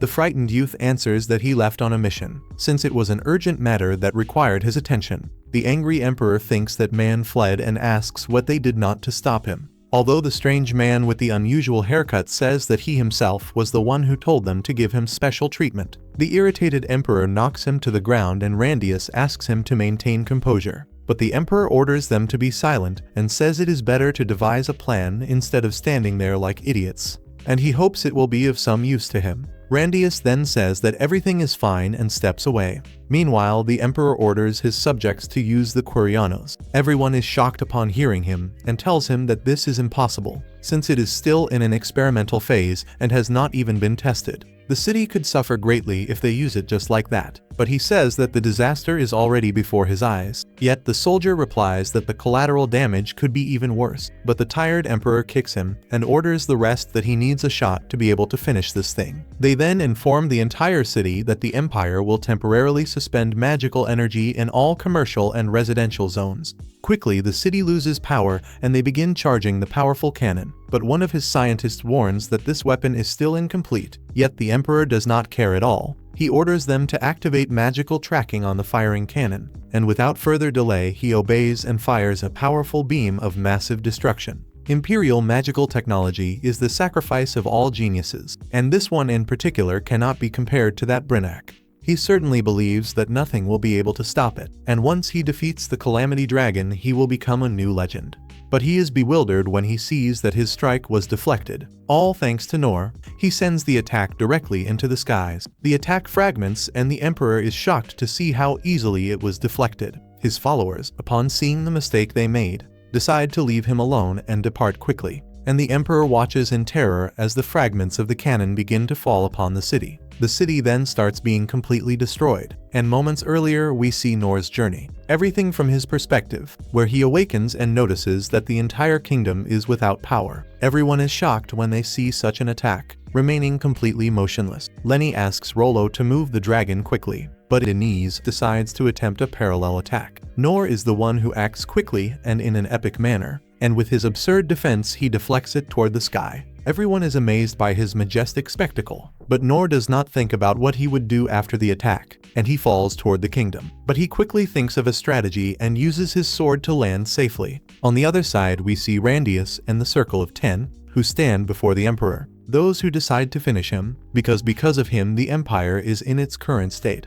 Because of his greed, the entire empire lies in destruction, and it was he who led them to this point. And now they will be the ones to end his life. Randius decides to finish him. The emperor begins to beg for his life, asking for help. But when he is about to send him directly to meet God, Noir appears. The Circle of 10 remains alert, although the emperor becomes terrified upon seeing Noir. Noir, upon seeing him, realizes that he is the old man. Randius asks what the hell he is doing in that place and why he is protecting that man. He asks whether he is perhaps a mercenary, but a confused Noir replies that he is not. He says he is not very sure what is happening, but asks them to calm down, but they attack him with a cannon, and he quickly dodges. He then grabs the Emperor's head and places it against the ground so he will not be hurt by the debris. They ask Noir why they are attacking. Although Randius tells his companions that the Emperor has an experienced bodyguard, Noir replies that he does not understand what is happening. But Randius already states that there is no other way to interpret this situation. Together they attack Noir, but with a single motion he deflects them all. Randius tells him that that man caused great irreparable damage to their empire, and now he must pay with his life. But Noir asks them to explain how they could resolve this in another way, like by talking. But the others have no intention of talking, and a bald man throws a grenade, and Noir knows very well that he cannot parry that grenade. So he kicks the Emperor so that he will leave the range of the explosion, but the poor man ends up basically crushed against a wall. Noir asks what they are doing, but the blonde replies that it was he who kicked and crushed the poor man into the wall. Noir asks whether that man is their Emperor. Then why is he doing all of this? He cannot understand the situation. And then Randius says that he does not need to understand anything. He tries to use more grenades against the Emperor, but Noir grabs him and throws him back into a chair. The blonde asks Noir what the deal is, whether he himself is the one trying to kill him. Noir replies that this is not true. Besides that, he is old enough to die at any moment, so he simply cannot allow nature to follow its course. Randius replies that he cannot let him go free, since the enemy is already prepared and invading his territory, and among them is the Dragon of Calamity. A confused Noir asks what he means by invading, and Randius answers that precisely for that reason he needs to finish off the Emperor, and does not have time to remain in this fight, since now his country is already doomed. At the very least, that man's head can be offered to his enemies, because due to this Emperor's greed, this was the result that occurred, but they also share the blame, since they did not stop him. And if it were truly necessary, they would also gladly give their own lives in order to save their kingdom. But at that moment, Line and his brother, the Holy Cleric, and the thief enter the hall. Or rather, the Holy Thief, right? The Saintly Thief. Anyway, the Holy Cleric comments that he appreciates their consideration, but there is no need to kill the Emperor, since the undead cannot atone for their sins. And Line, upon seeing that Noir is safe, feels relieved. He answers that he was lucky to land in a very good place, and the prince asks Noir whether he can allow him to take charge of everything from now on. He replies that, obviously, he has no problem with that, because the best way to deal with this is to negotiate rather than fight. He wishes to help the elderly man who was about to be injured, but it seems very difficult to talk with them. The prince answers that now he should not worry about anything, since conversation is the main part of his duties. Ren asks the Circle of 10 to sheathe their swords, since they now have much to discuss about that man, and, if possible, he would like them to hand him over alive. Randall replies that he has no objection at all, and the frightened king asks for forgiveness. Ren asks why he is asking for forgiveness now, but at that moment he begins to describe everything, the people who died in his kingdom, and the ways in which it happened. In addition, all the wounded, the 12 people whose internal organs were devoured by monsters, the 27 with crushed skulls, and the other 16 whose spines were shattered, as well as another 38 who suffered fractures in their limbs, along with the 6 who lost arms and legs, all of that. And for that reason he proposes that if he is willing to suffer as much as the victims he just mentioned, he will grant him pardon, and they will proceed to discuss the end of the war and its reparations. He asks the Circle of 10 whether they have any objections to his proposal, and they answer that they have none. The Emperor replies that this cannot possibly be allowed, but the Holy Cleric informs him that he should not worry, because even if he experiences the pain, he will not die. Or rather, they will never kill him, since even if they keep removing his skull and extracting his organs, or doing whatever they wish, he will not die, because he will always be revived soon afterward. They will not allow that wretch to simply lose his mind from mental exhaustion. They will make sure he remains able to speak so that he can atone for all his sins with his own body. The cowardly Emperor once again shows fear, and Ren replies that he should not worry, since his country is very merciful, and that is how they begin the process of forgiveness. Meanwhile, Line and Noir observe all the damage that was caused to the Empire. He comments that there is no reason to worry about all that destruction, since apparently only the facilities were destroyed, as well as the mana furnaces that were responsible for supplying all magical energy in the Empire. Because when that super cannon was used, it was set with magical tracking, and when it fragmented, it began to follow sources of magical energy and ended up detonating all the nuclear reactors. But apparently, the people are safe. A little later, they gather once again, and they inform Noir that from now on the two countries will move forward to coordinate the post-war reconstruction. Noir is surprised, since the war started and already ended, and no one told him anything. But when they look at him, they fall silent and ask the group what will happen to the elder. They answer that he decided to abdicate the throne, and it is very likely that his grandson will be chosen to inherit the crown, although he is only 10 years old, which means he must appoint a guardian, and the guardian will be the Circle of 10, whom they met earlier. At that moment, Hondeos appears and apologizes for the misunderstanding from before, but he replies that he is not actually worried, so there is no need to make peace. The most important thing is that he should reconsider his morals, whether he truly believes what he is doing is right, since it is not good to conspire like that against the elderly, and Randius answers that it is true. That is something to be ashamed of, since if he had not been there to stop them, all of this could have ended in a very unpleasant civil war. Noir replies that there is no reason to thank him, because he was the one who was lucky to land on the ground in that place, since he had nowhere else to fall, and if he had landed somewhere else, he probably would have died. Randius comments that he is a very lucky man, and Rollo, on the other hand, already has the dragon prepared, and after some time, everyone boards it to return to their kingdom. Right after they bid farewell, the dragon takes flight, and once in the air, Noir asks Rollo to please lower the dragon's altitude, since he has a fear of heights, while Linnea watches and thinks that his mentor is an extremely compassionate person, and that she must learn much more from his example. And after several hours of long flight, they finally arrive at a kingdom, where the king announces that the war has finally ended. This war here was the shortest war I have ever seen. It did not even last a single day. The king apologizes to Ren for making him negotiate, and asks that later he provide details, since first he must thank his savior, and Ren informs his father that Noir definitely made incredible contributions in the battle, and deserves a reward worthy of his deeds. But Noir, once again trying to act very humble, says that it is not necessary. He is very honored, but he truly does not need anything. But the king refuses, because this time he simply cannot deny it. He must give a worthy reward, or otherwise he will set a very bad example for everyone. Noir understands, but he does not want it, although the king replies that the royal family truly wishes to impress him, even if he says that he wants nothing. Noir looks at Rollo and comments that actually there is one thing he desires.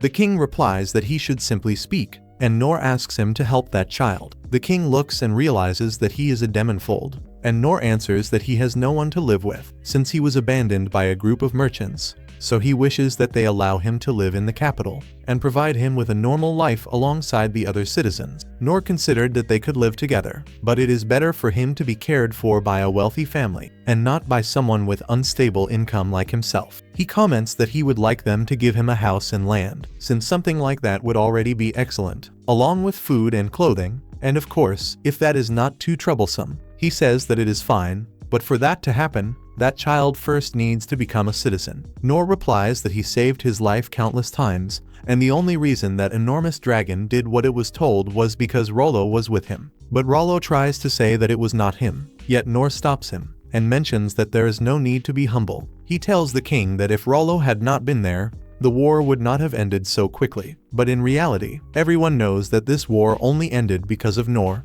But anyway, all of that is what he truly desires, out of everything he could ask for. The king then thinks that the theocracy of Mitra considers the Demonfold as enemies, which means that accepting one into his kingdom will cause a major rupture in relations between them. Noir comments that, just so he knows, he does not need anything more than that, and if he wishes to offer other rewards, it is better that he spend them elsewhere, since there are never few people who have lost their homes, and they are truly the ones he should help in times like these. The others are impressed, and the king replies that he is right, and at that moment Rollo looks at him, and suddenly everything turns red. He thinks that if he is reborn, he hopes they will not hurt him in the next life. He hopes he can at least be somewhat useful to someone. He would like to eat something delicious, at least once in his life. And after everything turns dark, he wakes up in a bed with new clothes, and then meets with Indonesia, who informs him that from that moment he will live there with her, and he is welcome in her home. Soon after, she says that she will prepare a very good meal, but if he does not eat quickly, it will grow cold. Rollo is surprised and asks if he can eat all of that,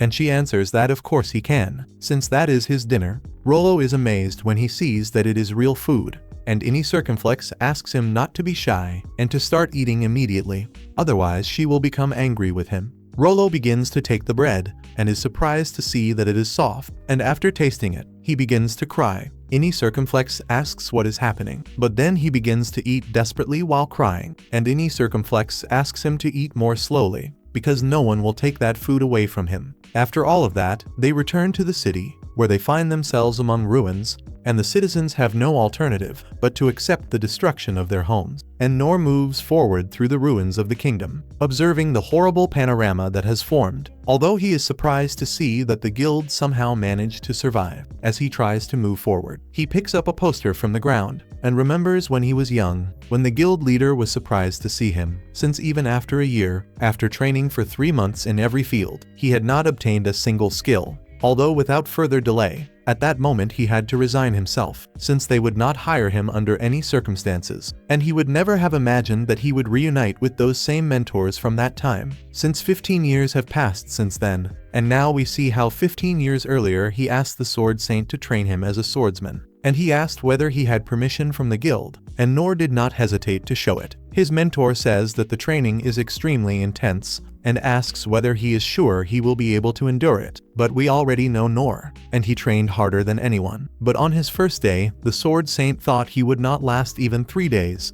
Yet he was very surprised to see that Noir kept training, even after 10 days. He thought that this boy's tenacity was not something that could be underestimated. And a few days later Noir is there practicing and ends up being struck by a massive iron ball, and ends up dropping his sword. The Sword Saint scolds him, and says that even if his bones break, he must never let it go. So Noir picks it up again and tries once more, leaving the Sword Saint surprised when he notices that his eyes are full of vigor, even after putting his body and mind to the test. He thinks that this boy will definitely have a promising future. Sometime later Noir asks when he will learn a skill, but he answers that it is not something he decides, although Noir asks that at least he show some kind of skill that he could obtain, and his master decides to take him to the field and demonstrates his ability, leaving Noir astonished, since he saw how he cut all the leaves, and says that it was astonishing, although he did not see part of it. The Sword Saint already expected that, since that is a rapid footwork technique, which makes it very difficult to follow, even for him,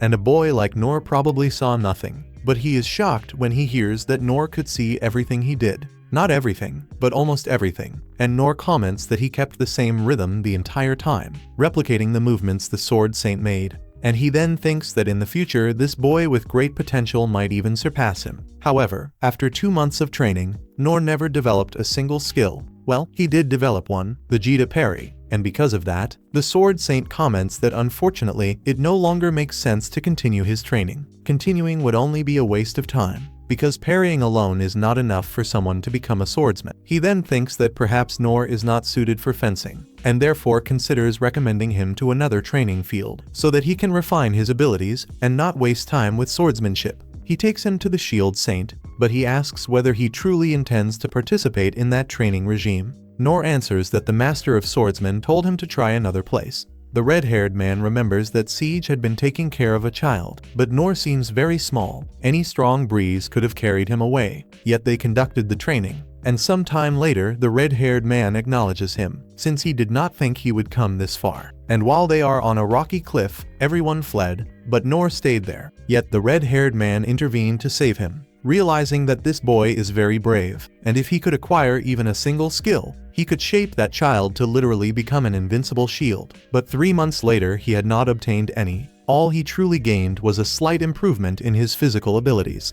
If he forced him to continue, he would end up losing his life, and the red-haired man thinks that Noir should be somewhere where his efforts would be rewarded. So shortly afterward he goes to the Holy Archer so that she can train him, and she is reluctant. She simply gives him a stone and tells him to try to hit the branch tied far away. But what she did not expect was that Noir would hit it on the first try, leaving her shocked. She orders him to try again, and he continues throwing stones and denting shields. And he asks his instructor why he does nothing besides throwing stones. She knows very well that if she puts a bow in that boy's hands, it will be complicated, since his strength is absurd. But Noir keeps insisting, and she decides to give him one. But when he tries to use the bow, Noir ends up simply destroying it completely. Every single one she gave him, he broke. She even hands him her own bow so that he can use it for training, since she thinks that this one will not break no matter how strong he is.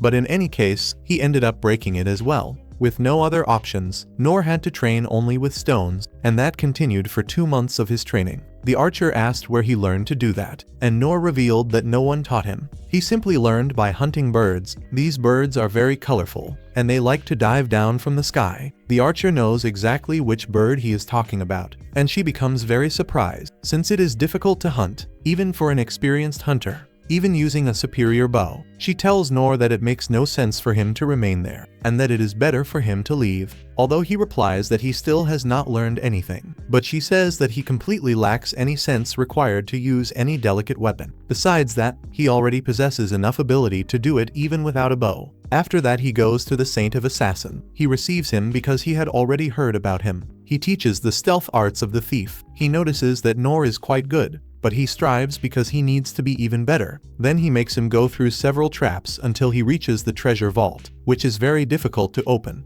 Noir understands that he must avoid the traps, but when they tell him to avoid them, he simply does the opposite and goes around activating everything. He touches every single trap while evading them. He destroys them all and dodges, leaving the Saint of Assassins surprised, since the intended purpose of the condemned army is being lost. 3 months later, he had not learned to dismantle a single trap, and his situational awareness is very poor, so there is absolutely no hope that he can learn any skill. But even so, he thinks that the boy possesses remarkable resilience and unmatched endurance. He wonders that if Noir were to give up becoming an adventurer, he could extend an invitation for him to join an intelligence agency in the royal capital. Soon after that, he went to become a mage, where Oaken explained that he had a special permit. He had already trained in all the other areas, but achieved nothing. And after 2 months of training with Oaken, he also achieved nothing. The reason he cannot use magic is because perhaps he was born without it. And in that case, his only hope to change that is to enter the Minotaur resonance chamber. Noir asks him to let him try, and Oaken eventually agrees, but warns him that he must leave immediately if he feels anything intense. But after some time, he reports that Noir has been locked inside the resonance chamber for days, and frightened, he runs to look for him. Upon opening the door, he sees Noir completely relaxed, and he asks him not to interrupt, and then pulls him out of the resonance chamber. But 3 months later, the only thing he managed to do was learn that tiny flame, and Oaken mentions that it is very rare to see someone literally incapable of using magic like him. And given his lack of magic, it is truly impressive how far he has come. Although at that moment Noir activates another small flame, leaving Oaken astonished and shocked when he sees that Noir is performing double casting, which took him 50 years to reach, while that little Noir achieved it in only 3 months. However, even with all those abilities, he still was not useful for becoming an adventurer. Oaken tells him that he is absolutely right, and if only his body possessed magic, he could have been known throughout the land as the unrivaled mage, but he was nerfed by destiny. After that, he goes to the Holy Cleric, who asks whether he underwent the Benson rite when he was a small child, since only students selected in advance are subjected to that rite, and that is how they can be trained in that school. But since he did not prepare in advance, he cannot enter. But Noir says that he will not leave that place until he is allowed to train there. The Holy Cleric returns into his church and leaves him outside, and several days pass, many days, until when he is there almost dying, the Holy Cleric finally accepts him, but warns him that there is no guarantee that he will be able to learn anything. And 3 months after beginning his training, what do you think happened? Yes, all he could do was use a minor heal. That will not be recognized as a useful skill for becoming an adventurer. And already disappointed, he decides to leave. The white-haired man mentions that it is impressive that he can use healing magic of such a low level without any natural blessing, and so he should not be underestimated. And as he leaves, he thinks that he accomplished a miracle all by himself, without even undergoing the rite or using a sacred spirit as an intermediary. He is glad to say that he can wield the power of miracles without any kind of limit.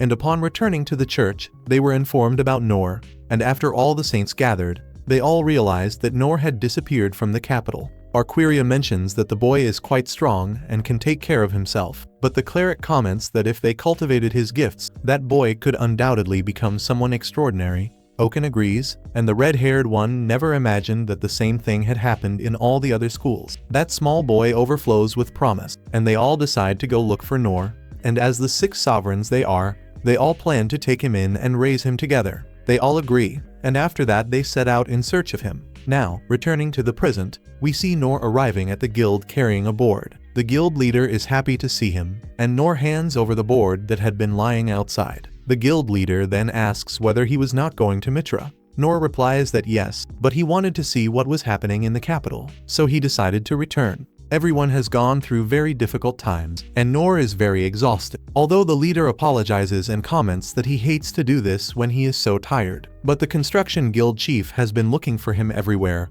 and needs him to help transport the rubble and build temporary shelters. Noir gladly accepts to help, and after some time he gathers at the ruins, and the citizens are happy to have Noir there with them. While he thinks that he really had a very hectic day, he traveled by carriage, met Rollo, was launched by the Ares with Align's magic, and then was launched by the Ares once again with another spell. Of course, he will not mention that he defeated a poisonous dragon, and a black dragon of calamity, as well as an entire army. He is a humble guy, just a calm man living his life, and although what he remembers most is being thrown by Align and by the Ares, he then continues working, but he feels hungry, so he decides to finish quickly so he can eat and rest. Meanwhile, we see the king commenting to his son that the holy theocracy of Mitra had been working behind the scenes together with Deridas in that war. From the Minotaur incident to the magical empire's stockpiles, and the high-purity monastones that can only be produced in that country, and looking toward the future, it seems that their days will not be peaceful. But the king is glad, because there are people his nation can trust. And most importantly, now they have that man. Obviously he is talking about Noir, and speaking of him, he is still there working very hard. At that moment he notices Align, who approaches him when she sees him and thanks him for what happened the day before. Noir replies that he is the one who should be grateful, and she notices that he is distributing supplies, and also tending to the wounded. She asks whether he is there to help restore the city, and Noir replies yes. But at that moment his stomach growls. Line offers him some bread so he can restore his energy, and shortly after she leaves to continue distributing, asking him not to overexert himself, while Noir thinks that he would not be where he is without everyone's help. Now that he has eaten, he can move much better, and he looks at his sword, and thinks that it is very good and sturdy, although he regrets that it will not see much flashy action while he carries it. But despite everything, he wants to be an adventurer, and live adventures like the heroes from the tales his father used to tell. At that moment, one of the workers tells him that they have already cleared that entire area, and asks him to go work somewhere else. He happily agrees, but at that moment a tower begins to collapse toward Noir. Yet in a single movement he completely deflects it, leaving the old man astonished, while he moves on to continue his work. And thus we finish our anime. I hope you enjoyed it. This anime is quite fun to watch, and if you like Parry, do not forget to comment down below. I parry everything, so we know you watched until the end. Leave a like, subscribe to the channel, and that is it. We are together. Stay with God. Thanks, see you, and until the next video.